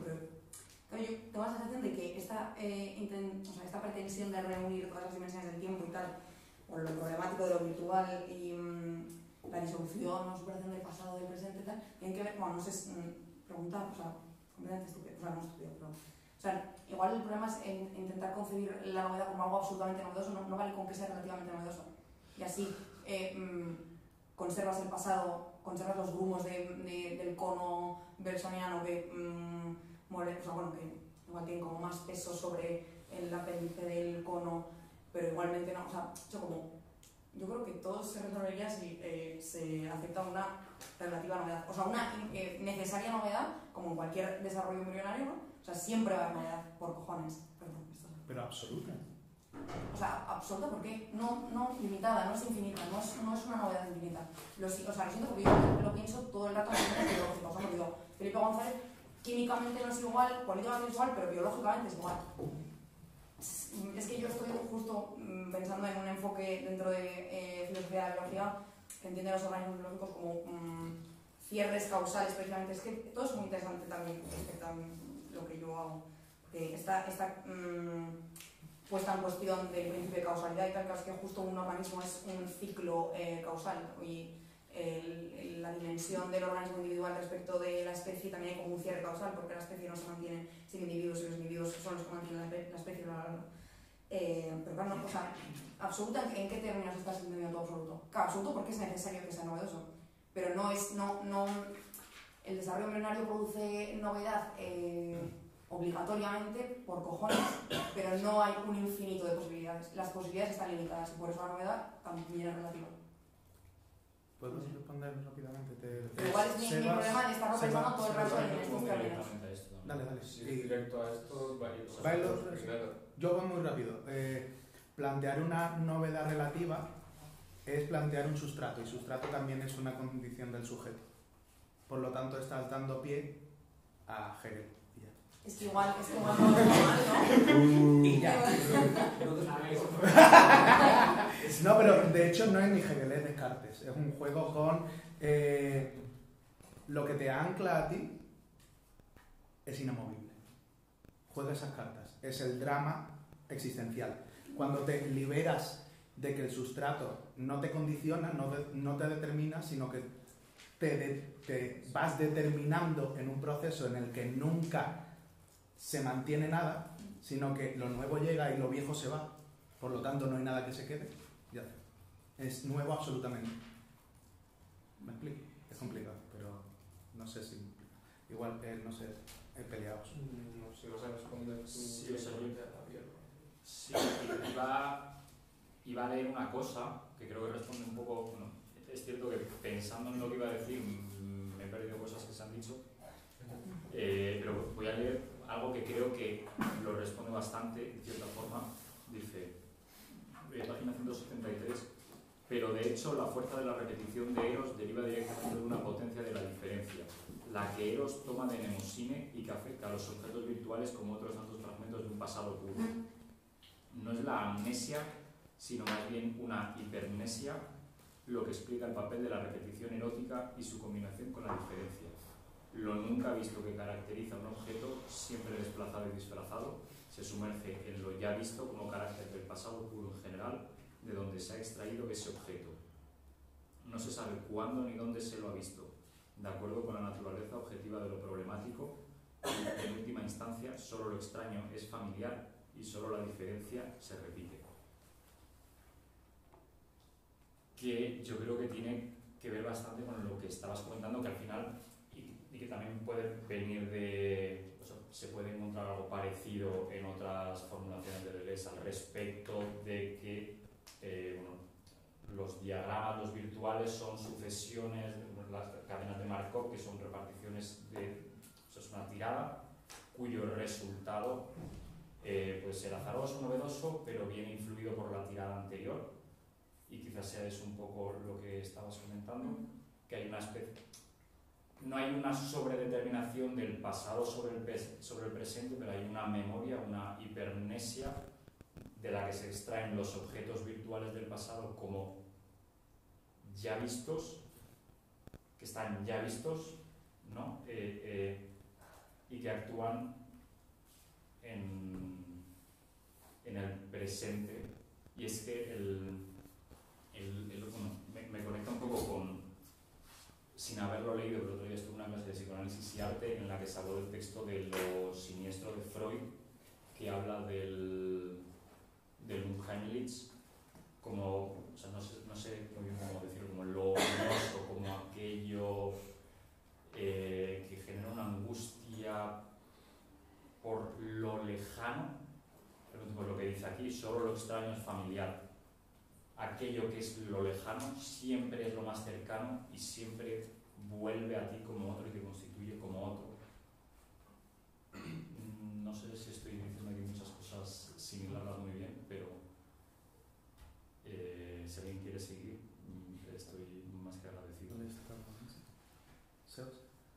Sí, yo iba en fin, a retomar un poco todo, pero realmente todo viene de la intervención de Alex hace 1000 años, en la que decíamos que el presente es lo actual y que el pasado puro es lo virtual.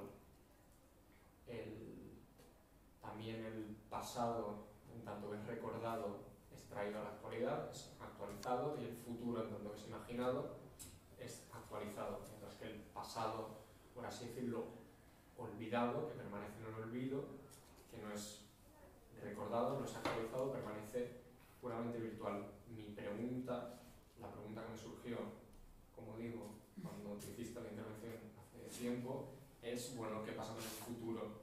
Si el presente es lo actual y el pasado puro es lo virtual, me hice esta pregunta y en este pequeño rato lanzo la hipótesis rebatible de que el futuro es aquello que en lo virtual nunca se actualiza. Y sí, esto yo creo que, en fin, a mí me ayuda a entenderlo y creo que responde un poco a las dudas que hay en general. Tenemos tendencia, y es normal porque Deleuze y todos nosotros utilizamos estos términos, tenemos tendencia a entender el tiempo, como siempre hemos entendido, cronológicamente. Entonces el pasado está antes, el presente está ahora y el futuro está después. Pero Deleuze insiste una y otra vez en que esta nueva concepción del tiempo no es cronológica. Luego el futuro no es lo que viene después, lo llamamos porvenir y decimos que es lo que siempre está por venir, pero al mismo tiempo se dice, en algún otro momento se dice que también es lo que ya siempre ha pasado. Es decir, el futuro, el porvenir, pese a que lo llamemos así, no tiene nada que ver con lo que normalmente entendemos por futuro. Es, creo, lo que en lo virtual siempre permanece sin actualizar. Entonces, lo que Leiri antes ha llamado novedad relativa sería simplemente aquello que de lo virtual se actualiza. Y lo que de alguna forma estamos llamando novedad absoluta sería aquello que en todo acontecimiento, y un acontecimiento es necesariamente una actualización, queda sin actualizar. Ejemplo extraído de un texto de Deleuze-Guattari: mayo del 68 nunca ocurrió. ¿Significa eso literalmente que mayo del 68 nunca ocurrió? No, evidentemente ocurrió, los historiadores dieron cuenta de ello, los periodistas dieron cuenta de ello, pero hay algo en ese acontecimiento que permanece y siempre permanecerá virtual, y eso es, para Deleuze por lo menos, lo interesante. ¿Por qué? Porque si todo lo virtual se pudiese actualizar, cancelaríamos, por así decirlo, del todo movimiento.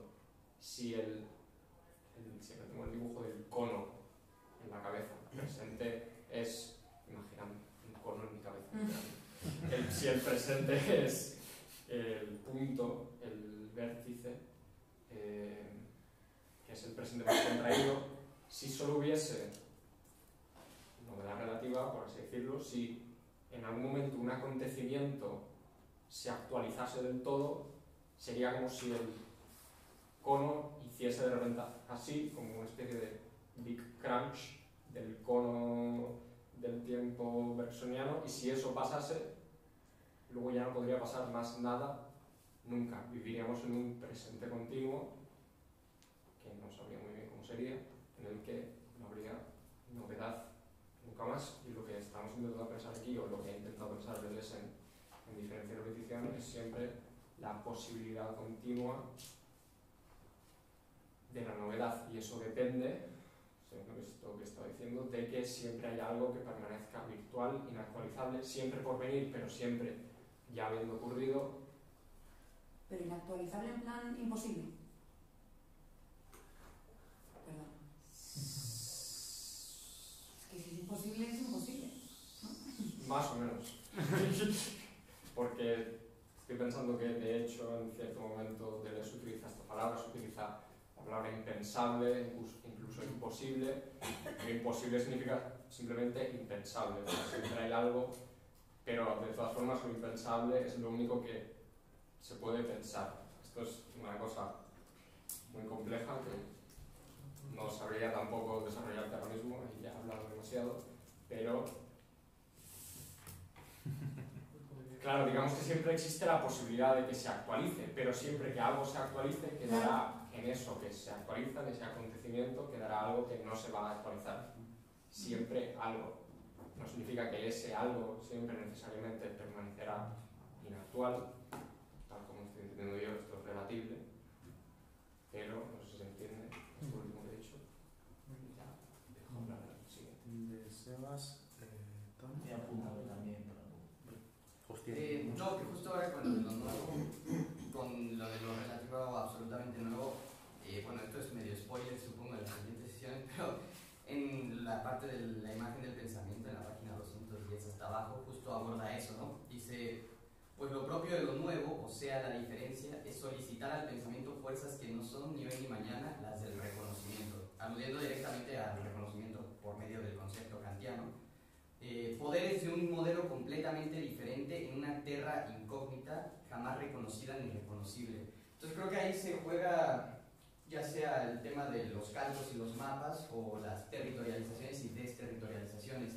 Estas cuestiones de, digamos, lo biológico que decíamos inmutable y tal, creo que podríamos hablar de que son territorializaciones o cálculos de la realidad, y justo se refiere a lo nuevo como la posibilidad de una desterritorialización.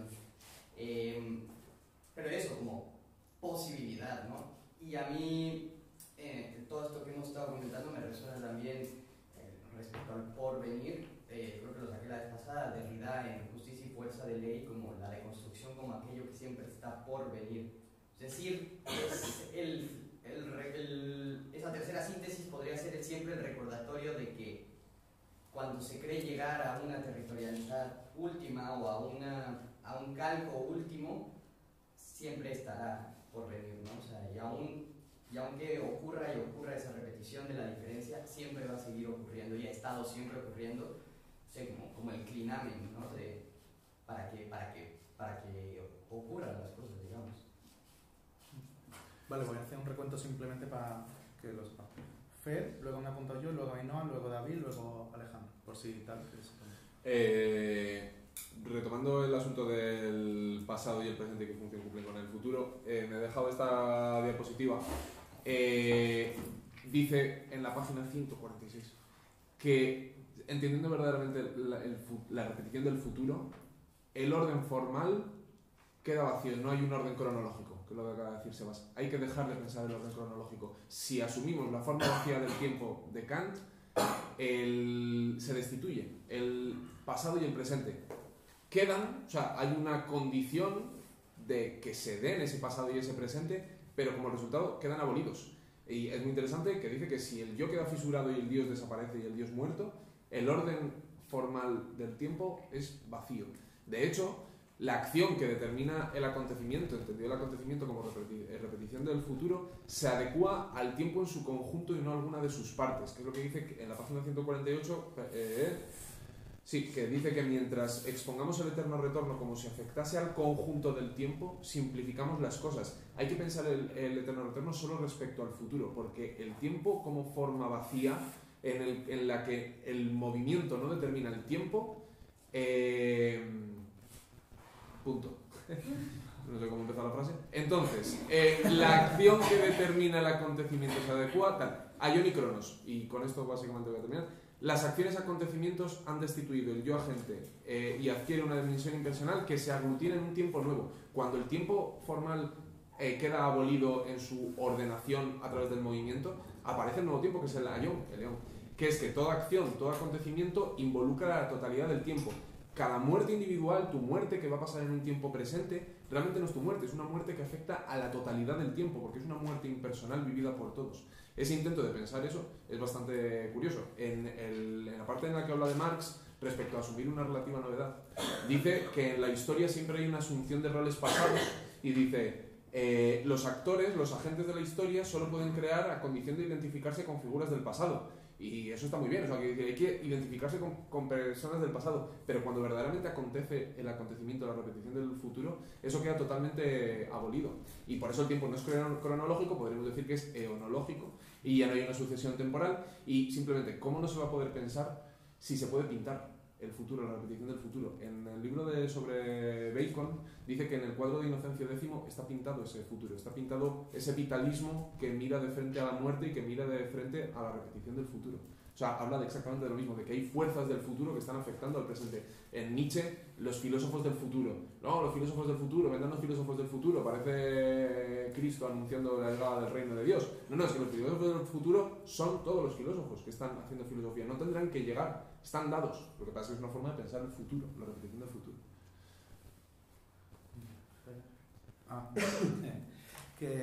Vale, voy a leer algo que antes no he dicho, porque creo que también juega un poco con todo esto. Siempre vivimos en preliminar, he dicho antes, ¿no? Porque era el problema además que Juan Felipe había apuntado muy bien, cómo vivimos en este futuro que no existe, por decirlo así, a grandes rasgos, ¿no? Muy rápido. siempre vivimos en preliminar, desubjetivados de nuestro je, moi, como un conjunto, desprendidos absolutamente de una cuestión de propiedad. El deseo no es mío, el cuerpo no es mío, el je no es mío, el mío no es mío. No hay ningún tipo de sistema de propiedad. ¿Esto es así categóricamente? En una cuestión analítica, no. Claro que a lo mejor también, quizás por intentar yo. Esto es un experimento. Y por lo tanto tenemos que dar un voto a favor de que esto a dónde me va a llevar. Si Kant te atraviesa como un rayo, Hegel te apisona, una cosa así también llegaba a decir en algún momento, a Deleuze hay que decir, bueno, voy a intentar creer. Y luego ya, a lo mejor pues, que le den, o no. Pero si no vas con esa actitud previa de voy a intentar creerte, no, estás diciéndome tontería porque esto no funciona así. Y de hecho tengo todo esto que demuestra que estás diciendo paparruchas. No. Pero esto es una propuesta. En cuanto propositivo, abre un camino, ¿no? Y Clau el otro día, me da rabia que no esté, pero tenía mucha razón porque atacamos un poco a Proust. En realidad lo hice yo un poco parafraseando lo que decía en la primera mitad del capítulo. Pero en esta segunda mitad, en una nota a pie, lo salva y se me había olvidado, es maravilloso, claro, hay un poco de tiempo puro. Que dices, es brutal. Hay en Proust una dislocación temporal al enunciar un poco de tiempo puro en el pasaje de la Magdalena, por ejemplo. Al sorber, el té está sorbiendo un poco de tiempo puro y ahí hay una conexión entre la tercera síntesis y las otras dos. Esto, otra vez, un poco también apoyándome en lo que decía Sebas, ¿no? Pues, porque me ha encantado, ¿no? Esta problemática. ¿Cuáles son todas las posibilidades que existen? Un experimento, un poco pedagogía muy barata. Vamos a imaginarnos ahora mismo cuáles son todas las posibilidades que existen ahora, todas, absolutamente todas, ¿vale? Esto a mí me ayuda porque creo que ¿cómo es? Men in Black 4 o 5, yo qué sé, mierda, había un alien que tenía como el superpoder, no era un superpoder, sino la característica de ver todas las posibilidades, pero solamente en el momento en el que se actualizaba, decía, mierda, ha sucedido esta dimensión. Y ocurrió una cosa de que estaban en un bar, dice, ponme un café, dice, ¡no! Ha sucedido la dimensión en la que pides un café y sale corriendo porque de repente se estalla una nave contra el bar. Entonces, esa persona completamente esquizo, absolutamente loca, que no tiene ningún tipo de... No podemos imaginarnos siquiera cómo sería vivir así, da cuenta de cómo es vivir con todas las posibilidades abiertas. El problema es que no vivimos así. Vivimos con las posibilidades ya cerradas, que tengo aquí delante esto, tal. La gracia es que no tendría por qué ser así. Y si abrimos ese, no tendría por qué ser así, ya estamos inscritos en, de hecho, no es así, en el resto de posibilidades. Y ahí es donde jugamos. ¿Cuáles son el resto de posibilidades? Que no son estas. Porque si damos esto como lo dado, cerramos el chiringuito. Pero es que no hay nada dado más que lo único, que es lo actualizado. Pero es que eso es esa minimez en el universo absoluto de todas las posibilidades que no se materializan. Entonces, ¿qué es lo imposible? ¿Qué es lo inactualizable? Y no inactualizado. No vamos a situar pues aquello que todavía no se ha hecho y que ya no se ha hecho. Eso no quiere decir que no se haya hecho y no se vaya a hacer. Simplemente lo impensable es aquello que no hay condiciones para poder ser pensado. Lo inactualizable es aquello que no hay condiciones para que sea actualizado. Lo imposible es aquello que no tiene condiciones para ser posible. Y ya. O sea, es una tontería cuando vemos cómo sería este alien del bar, decir, esa magnitud absoluta, pues claro. Es que decir, qué tontería vivir con lo actual, con lo determinado, con lo métrico, ¿no? Es como una tontería, ya vida finita. La gracia. Y ahora iba. Ahí no. Se me ha leído un poco.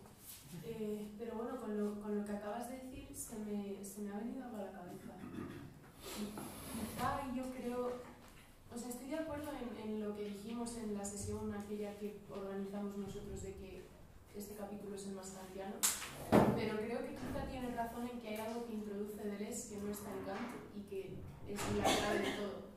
Y es que cuando habla de un pasado puro, de simplemente lo puro en las dimensiones del tiempo, no se refiere únicamente a un fundamento con respecto al cual puede haber un movimiento del tiempo, sino que introduce toda esta variable de la posibilidad, de la infinitud, de la potencialidad. Recupero, como todas las veces que hablo, la idea de que es capaz un cuerpo. Siempre siempre esa idea presente. Entonces no creo que se trate tanto de lo que es actualizable o lo que no, sino lo que ha dicho Milo, simplemente pensar que sea posible, no que pueda ser actualizado, simplemente introducirlo en un ciclo que sería el eterno retorno en el que está la potencialidad en juego. Y entonces lo que retorna es siempre lo diferente. Y es jugar, yo creo que es como un juego, en este sentido es muy nietzscheano, es siempre jugar con la posibilidad, sin tener en cuenta si puede suceder o si se puede actualizar. No, es que la gracia está en el jugar, en el crear. Es la impresión que me da, es debatible, o sea, lo he planteado más como duda que como sentencia.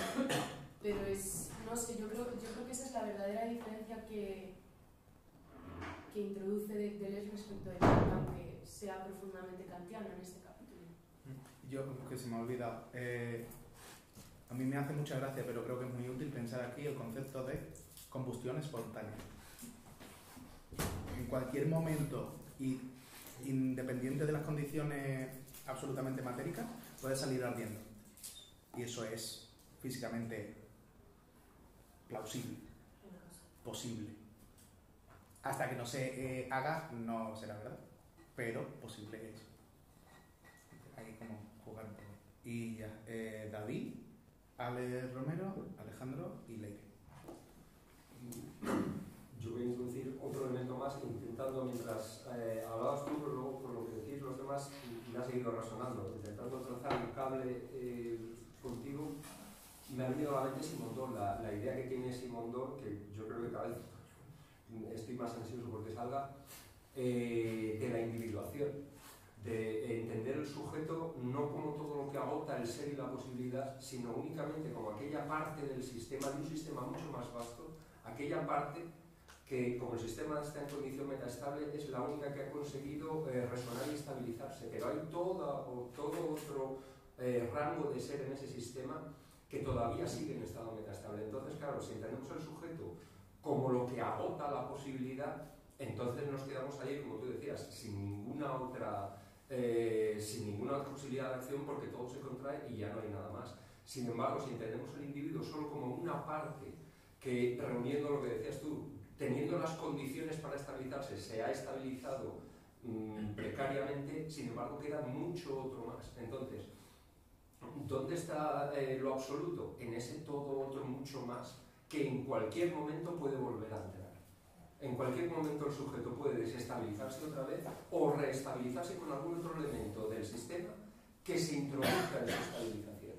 Y entonces, claro, eso no lo tienes a la vista, no está ahí porque no está en condición estable. Entonces, claro, parece que sale de la nada, pero no sale de la nada. Es que el ser no se agota en el sujeto, el ser no se agota en la sustancia. Alejandro. Sí, yo ya mi última intervención es un poco por aclarar lo que dije y por también un poco discutir un poco con Ley. Porque esa pregunta es muy buena, porque justo hoy, esta mañana, estaba hablando con un pavo también, le estaba explicando una cosa de Deleuze, también de filosofía analítica, José Alejandro, si lo conoces. Y me preguntaron, pero entonces, ¿qué hay? ¿Novedad radical o novedad relativa? Y yo voy a exponer mi postura sobre lo que dice Deleuze, no sobre lo que pienso yo. Y yo soy un poco reacio a ciertas cosas. Para empezar, empezando por contestar un poco a Sebas, diría que el presente es lo actual, el pasado lo virtual, y, o sea, tú dijiste, el futuro es lo que lo virtual no actualiza, pero eso en realidad sigue siendo pasado, porque el pasado es el conjunto de lo virtual. El futuro sería más bien lo porvenir. ¿Y qué es lo porvenir? El conjunto infinito de posibles actualizaciones de lo virtual, que siempre está por venir, porque cuando se actualiza, esto ya lo comentó creo que Milo y más gente, ya es presente, ya no es eso. El porvenir siempre es lo que nunca está, sino está por venir. Y es un conjunto infinito porque en el momento que se actualiza una de esas posibilidades, ya cambia todo el conjunto virtual. Entonces ya es infinito, porque en cada momento el conjunto virtual puede estar cambiando.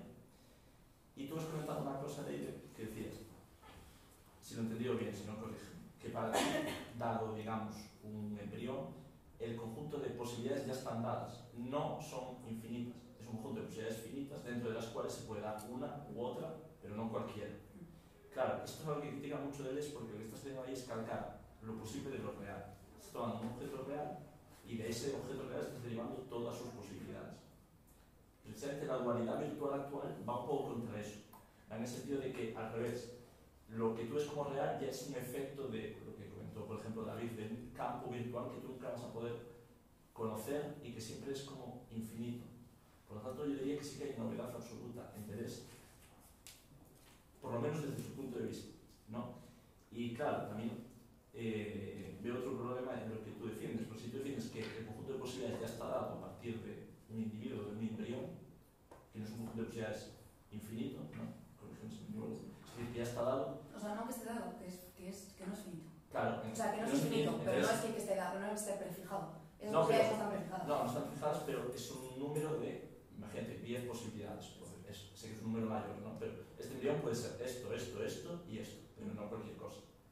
Hay un problema epistemológico, estás presumiendo que tú puedes conocer, puedes agotar lo real. Por lo tanto, que tú eres como un sujeto conocedor que ya podrías hacer un sistema total del mundo en base a eso. No, porque hay novedad. Pero hay novedad dentro del conjunto de posibles. Es decir, tú puedes hacer un sistema, imaginando que fuésemos una ciencia perfecta, un sistema de todo lo que se va a dar en el mundo ya. Yo estoy súper en contra de esto. O sea, yo te pregunto si esta es tu postura, porque si las posibilidades ya están dadas, yo entiendo que en tu parte hay cierta novedad. Es que no es lo mismo decir que están dadas a que son limitadas. No, porque son limitadas, entonces ya sabes cuáles son. No, ya puedes eso que saber. sabes. Aunque no lo sepas. Digamos, si fueses un conocedor perfecto del mundo, sabrías cuáles se pueden dar y cuáles no. Aunque haya novedad relativa en el sentido de que a lo mejor será esta y no otra. ¿Entiendes? O sea, yo te pregunto, si yo fuese un sujeto, un dios, podría conocer ya todas las posibilidades que están en el mundo. Podría hacer un sistema cerrado. No. Pero entonces las posibilidades son infinitas, no finitas. Es que tiene que, o sea, es que además creo que, bueno, es que le toca. Sí, no te preocupes. No, pero contesta y... No. Tú no hablas. Es que tengo mucha curiosidad por esto, porque ya viene de un ámbito muy distante al nuestro. Sí, no, es súper interesante. O sea, es que yo, entender bien la postura. claro, o sea, las coordenadas en las que estoy como debatiéndome entre posturas dentro de filosofía y la biología, y hay o sea, yo lo que estoy investigando es las teratologías, que son como cuando en un desarrollo embrionario nace un organismo anormal, ¿no? Entonces, claro, eso, la historia o lo curioso de esto es que dentro de todas las, o sea, porque hay como un paradigma neodarwiniano que es el entorno, lo que va modelando de entre un infinito de posibilidades, es la selección la que va recortando las posibilidades morfológicas, ¿no? Y el caso es que no es así porque experimentalmente tú sometes a estrés determinados embriones y te dan, o sea, te das cuenta de las posibilidades que hay de que se genere la vida de una manera que no tienes que estar juzgándola a expensas de la adaptabilidad del organismo en el entorno, ¿no? Y cuando tú experimentas esto, la historia es que de todos los monstruos que te pueden salir, no salen siempre, o sea, salen unas formas concretas, aunque sean muy anormales, pero nunca te va a salir un vertebrado, o sea, te puede salir un vertebrado con un dedo menos, un dedo más, 2 cabezas, pero nunca te va a salir un vertebrado con 7 vértebras. Nunca, o sea, con más de 7 vértebras, perdón. Entonces, como de ahí hay biólogos del desarrollo, o sea, de biología evolutiva del desarrollo, que defienden que el morfoespacio, lo llaman así, no está cerrado, está abierto, pero no es un espectro infinito, no es un continuo. Hay como determinadas posibilidades que están limitadas por aspectos físico-químicos, que no tienes por qué reducir la biología a la físico-química, ¿no? O sea, esta gente está súper de acuerdo con la autonomía de la biología como ciencia, porque también hay un montón de... lo del programa epistemológico de si supiéramos todo, pues que yo detesto los experimentos mentales, ¿no? Y tiene que ver con lo que hay... no sé cómo... lo que has dicho de las posibilidades, ¿no? Que como detesto ver los experimentos mentales, creo que antes que la peli de los... O sea, el ajedrez es un ejemplo perfecto, porque... Es que el otro día me volví loca con el ajedrez. Cada vez que tú mueves o sea, cada vez que tú haces un movimiento nuevo, hay como una combinatoria explosiva, ¿no? Y hay como más posibilidades de partidas legales que átomos en el cosmos, ¿no? Y entonces, cada movimiento abre unas posibilidades que son tremendas, pero son limitadas, no son infinitas. Y de hecho, a medida que avanza el juego, a pesar de que pues, en las zonas medias de la partida son pues, una locura de posibilidades de lo que puedes hacer, incluso aunque te vayas quedando sin piezas, no son infinitas. Y no son... O sea, y se van limitando y efectivamente la partida tiene que acabar, y acaba. Esto no quiero ser que la otra medio, yo que sé, no sé ya lo que soy.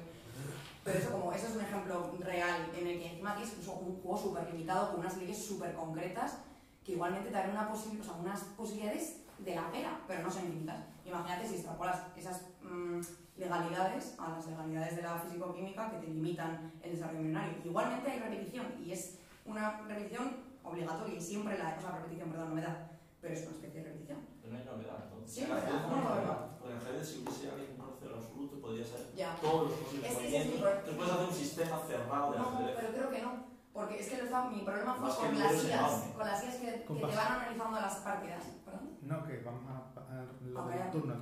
No, a callaros no. Eso en 10 minutos. Tampoco mucho. Es porque quedan 10 minutos, no puedo. No, sí, es que solo era porque se contestaba a esto directamente y más con el ejemplo del ajedrez. Yo creo que solo se hace conexiones con capitalismo y esquizofrenia, pero esto es literalmente cómo opera el cuerpo sin órganos, más en el antidipo que en 1000 mesetas, pero es que en el antidipo, está sacando la cita para ver si lo decía bien y sí, es del cuerpo sin órganos como huevo cósmico, lo llaman. Entonces es una cosa súper divertida. Pero precisamente lo que limita las posibilidades del cuerpo sin órganos es el organismo. Es que está determinado en el ajedrez, lo que delimita las posibilidades es que es un espacio hiperestriado. Está sobrecodificado. Hiperreglado. En el de Maquiavelo creo que lo pone, por ejemplo, Algo, que lo pone es algo, pero lo absolutamente contrario. Pero, o por sea, ejemplo, el problema es la codificación. el Go sigue estando codificado. La biología sigue siendo una forma de codificar. La gracia sería acercarse a un espacio que no esté codificado, que es el punto del cuerpo sin órganos, que es una tendencia, algo a lo que nunca se llega, ¿no? Entonces, en el cuerpo sin órganos hacen un juego un poco, que yo entiendo, también con lo que hemos hablado, que de biología, un poco de estirar el chicle hasta lo que puedan, no, pero hay una cita súper chula, que es cuando se le va la puta cabeza, dice: el cuerpo sin órganos es como el huevo cósmico, la molécula gigante en la que bullen gusanos, bacilos, figuras liliputienses, animáculos y homúnculos, con su organización y sus máquinas, minúsculos bramantes, zarcías, dientes, uñas, palancas y poleas, catapultas. Así, por ejemplo, en Server, los millones de espermatozoides en los rayos del cielo, o las almas que llevan sobre su cuerpo una breve existencia de pequeños hombres. O sea, la idea es que precisamente en un cuerpo sin órganos sí que está completamente abierto al porvenir, y entonces sí que son posibilidades infinitas que no están delimitadas de ninguna manera, pero precisamente porque el cuerpo sin órganos no es enemigo del órgano, sino del organismo, y en la biología, un poco por lo que decía Alejandro, sí que tienes ahí una estructura epistemológica que te regla lo que es. Estás derivando del estriamiento de la realidad lo posible, cuando la idea es que precisamente habría que lanzar la mirada al abismo el campo de intensidades, y a partir de ahí ya la biología, Lo virtual. sí, y ahí ya entra la biología y empieza a arreglar. Pero antes de todo conocimiento biológico, creo yo, o al menos como se trabaja en un cuerpo sin órganos o en un huevo cosmológico de fumador de crack, la idea es precisamente esa, que las posibilidades sí que son infinitas porque se va contra el organismo, contra la organización de los órganos. Y en biología, bueno, bien, en toda ciencia arreglada se busca organizar las cosas, ¿no? Y la idea del cuerpo sin órganos, que yo creo que funciona mucho como metáfora del porvenir, es un sitio donde las cosas no están organizadas todavía. Hay órganos, hay potencias, pero no están organizadas. Ese es el ejemplo que pone de que no se sabe si va a ser una pierna, un brazo o qué, que es un poco más capota el ejemplo, porque precisamente tienes razón, sí se sabe que no va a salir una llave inglesa de aquí, una pierna, un brazo, tal. Pero la idea es que está todavía sin darse. Entonces creo que la idea del cuerpo sin órganos ayudaba también si se ha leído un poco ese otro libro, cosa que no se tiene por qué utilizar. Que yo creo que precisamente esto que se está hablando da cuenta de los dos momentos que hay siempre en toda la filosofía de Deleuze, como este plano virtual de lo intenso, de lo infinito, de lo... bueno, eso, ¿no? Que nos lo encontramos en todas partes, pero luego está el otro momento en el que eso se actualiza, se integra, se da forma, se operan cortes, ¿no? La máquina deseante corta, eso es lo que dice el antidipo, hace cortes de flujo y se los apropia, ¿no? Las síntesis conectivas, pero opera por cortes y eso funciona así en todas partes. En el embrión se ha operado un corte que dice puede salir esto, esto y esto, y no esto porque en la captura de materia, de intensidad, de sustancia, de lo que sea, se contemplan esa serie de posibilidades dentro del plan, y con el cuerpo sonorano es lo mismo, opera su corte, evidentemente es un límite que es infinito, y que siempre está ahí, pero siempre está en proceso de hacerse, no es algo que llegue, que pueda llegar. Siempre tiene que haber un corte, siempre tiene que haber una porción de oro, una porción de tierra, una porción de algo que actualice, que integre esa materia intensiva, ese campo de intensidades, ese huevo cósmico.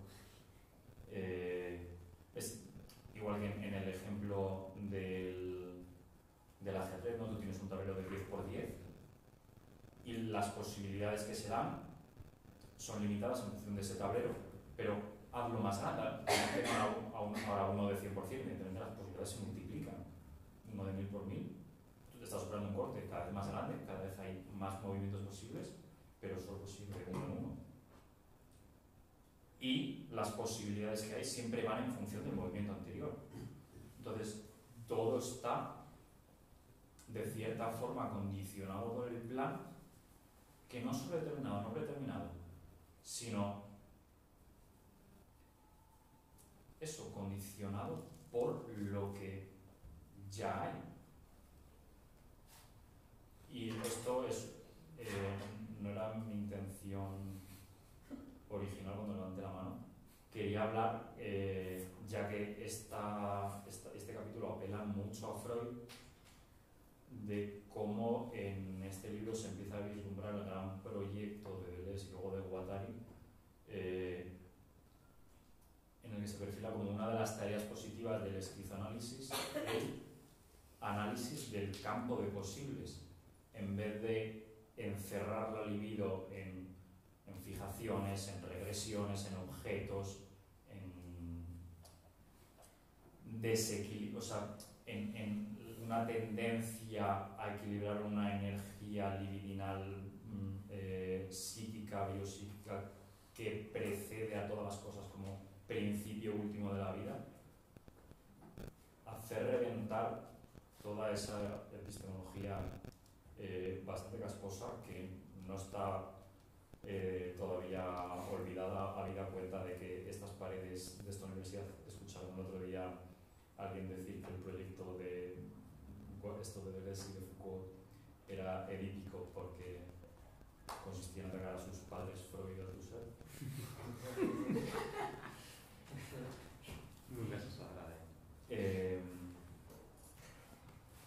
entonces, precisamente, es muy bonito este capítulo como fundamentación quizá ontológica, metafísica de la repetición como potencia liberadora de todo ese campo de posibles por explorar, determinados por el plan que venimos trayendo, no obstante. Bueno, yo me había apuntado. Me gusta lo del juego del ajedrez porque, claro, estamos jugando ya, las reglas están escritas, el soporte ya está configurado y los individuos y sus movimientos, por lo tanto, están adscritos a las leyes y al soporte. ¿Qué ocurriría si el tablero no fuera de 1000 por 1000, sino de infinito por infinito? Y las reglas se fueran dando según vayan sucediendo y los individuos no sean más que aquellos que de facto se van a ir moviendo. Sería un ajedrez injugable porque sería súper aburrido, pero en la vida, en realidad. Y claro, hablabas de el embrión tiene este y este según estos estímulos, bla, bla. Claro, a nivel práctico es lo mejor, porque es que si no nos vamos por los cerros de duda y hay el gran problema de los filósofos, ¿de qué estáis hablando? Si eso el médico no puede hacer nada con esto, ¿no?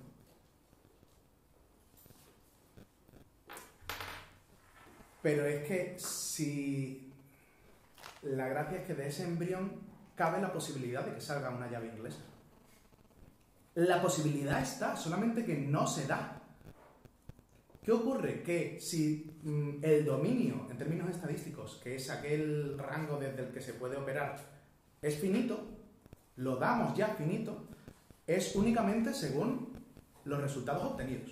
Pero entonces eres empirista. Claro. Y trascendental. De hecho, el proyecto de ley es el empirismo trascendental. Pero es un tipo de empirismo que juega, que además lo que dice Luis es genial, porque es... Vamos a ver cuáles son las posibilidades que no se dan. Y Fer ha dicho así a lo bajín y dice, no, claro que en un cuerpo el brazo puede ser una llave inglesa. El transhumanismo es eso. Claro que el sexo no está condicionado según la genitalia o las células que intervienen en el cigoto, porque es una condición de cómo son las piezas según se van dando. No vamos a decir que el caballo se mueve el L. Eso es para el ajedrez. Exacto, poco preciado. No, claro, hay reglas que se van dando a sí mismas. Por eso también juega un poco la kantiana a ver si nos dais cuenta, pero solamente para lo que me interesa, ¿no? O sea, por supuesto, a nivel utilitario necesito saber que primero pongo el aceite y luego, o primero pongo la sartén y luego el huevo, porque si no tiro el huevo al suelo. Obvio, es lógico, ¿no? Chantal Maillard decía, muy de lesiana para lo que ha querido siempre, que a ella necesita y le gusta saber que debajo de su casa hay una panadería para ir a comprar el pan. Pero ontológicamente eso no lo puedo dar por hecho, de que ahí siempre va a haber una panadería o va a haber otra cosa parecido a. Porque entonces estamos recluyendo en una finitud el dominio de las posibilidades, y ontológicamente las posibilidades no pueden ser finitas más que las posibilidades actualizadas, que eso por supuesto que sí, ese es el terreno de la ciencia y de los estudios referenciales. Referentes, ¿no? Referencias, no. Bueno, da igual, eso. Y ya está, y ahora el momento de tensión de que hablen las que no hablan. Con esto nos tenemos que... Hemos hablado todas, porque son, o sea, ya nos hemos pasado de alguna vez. ¿Quién habla la señora?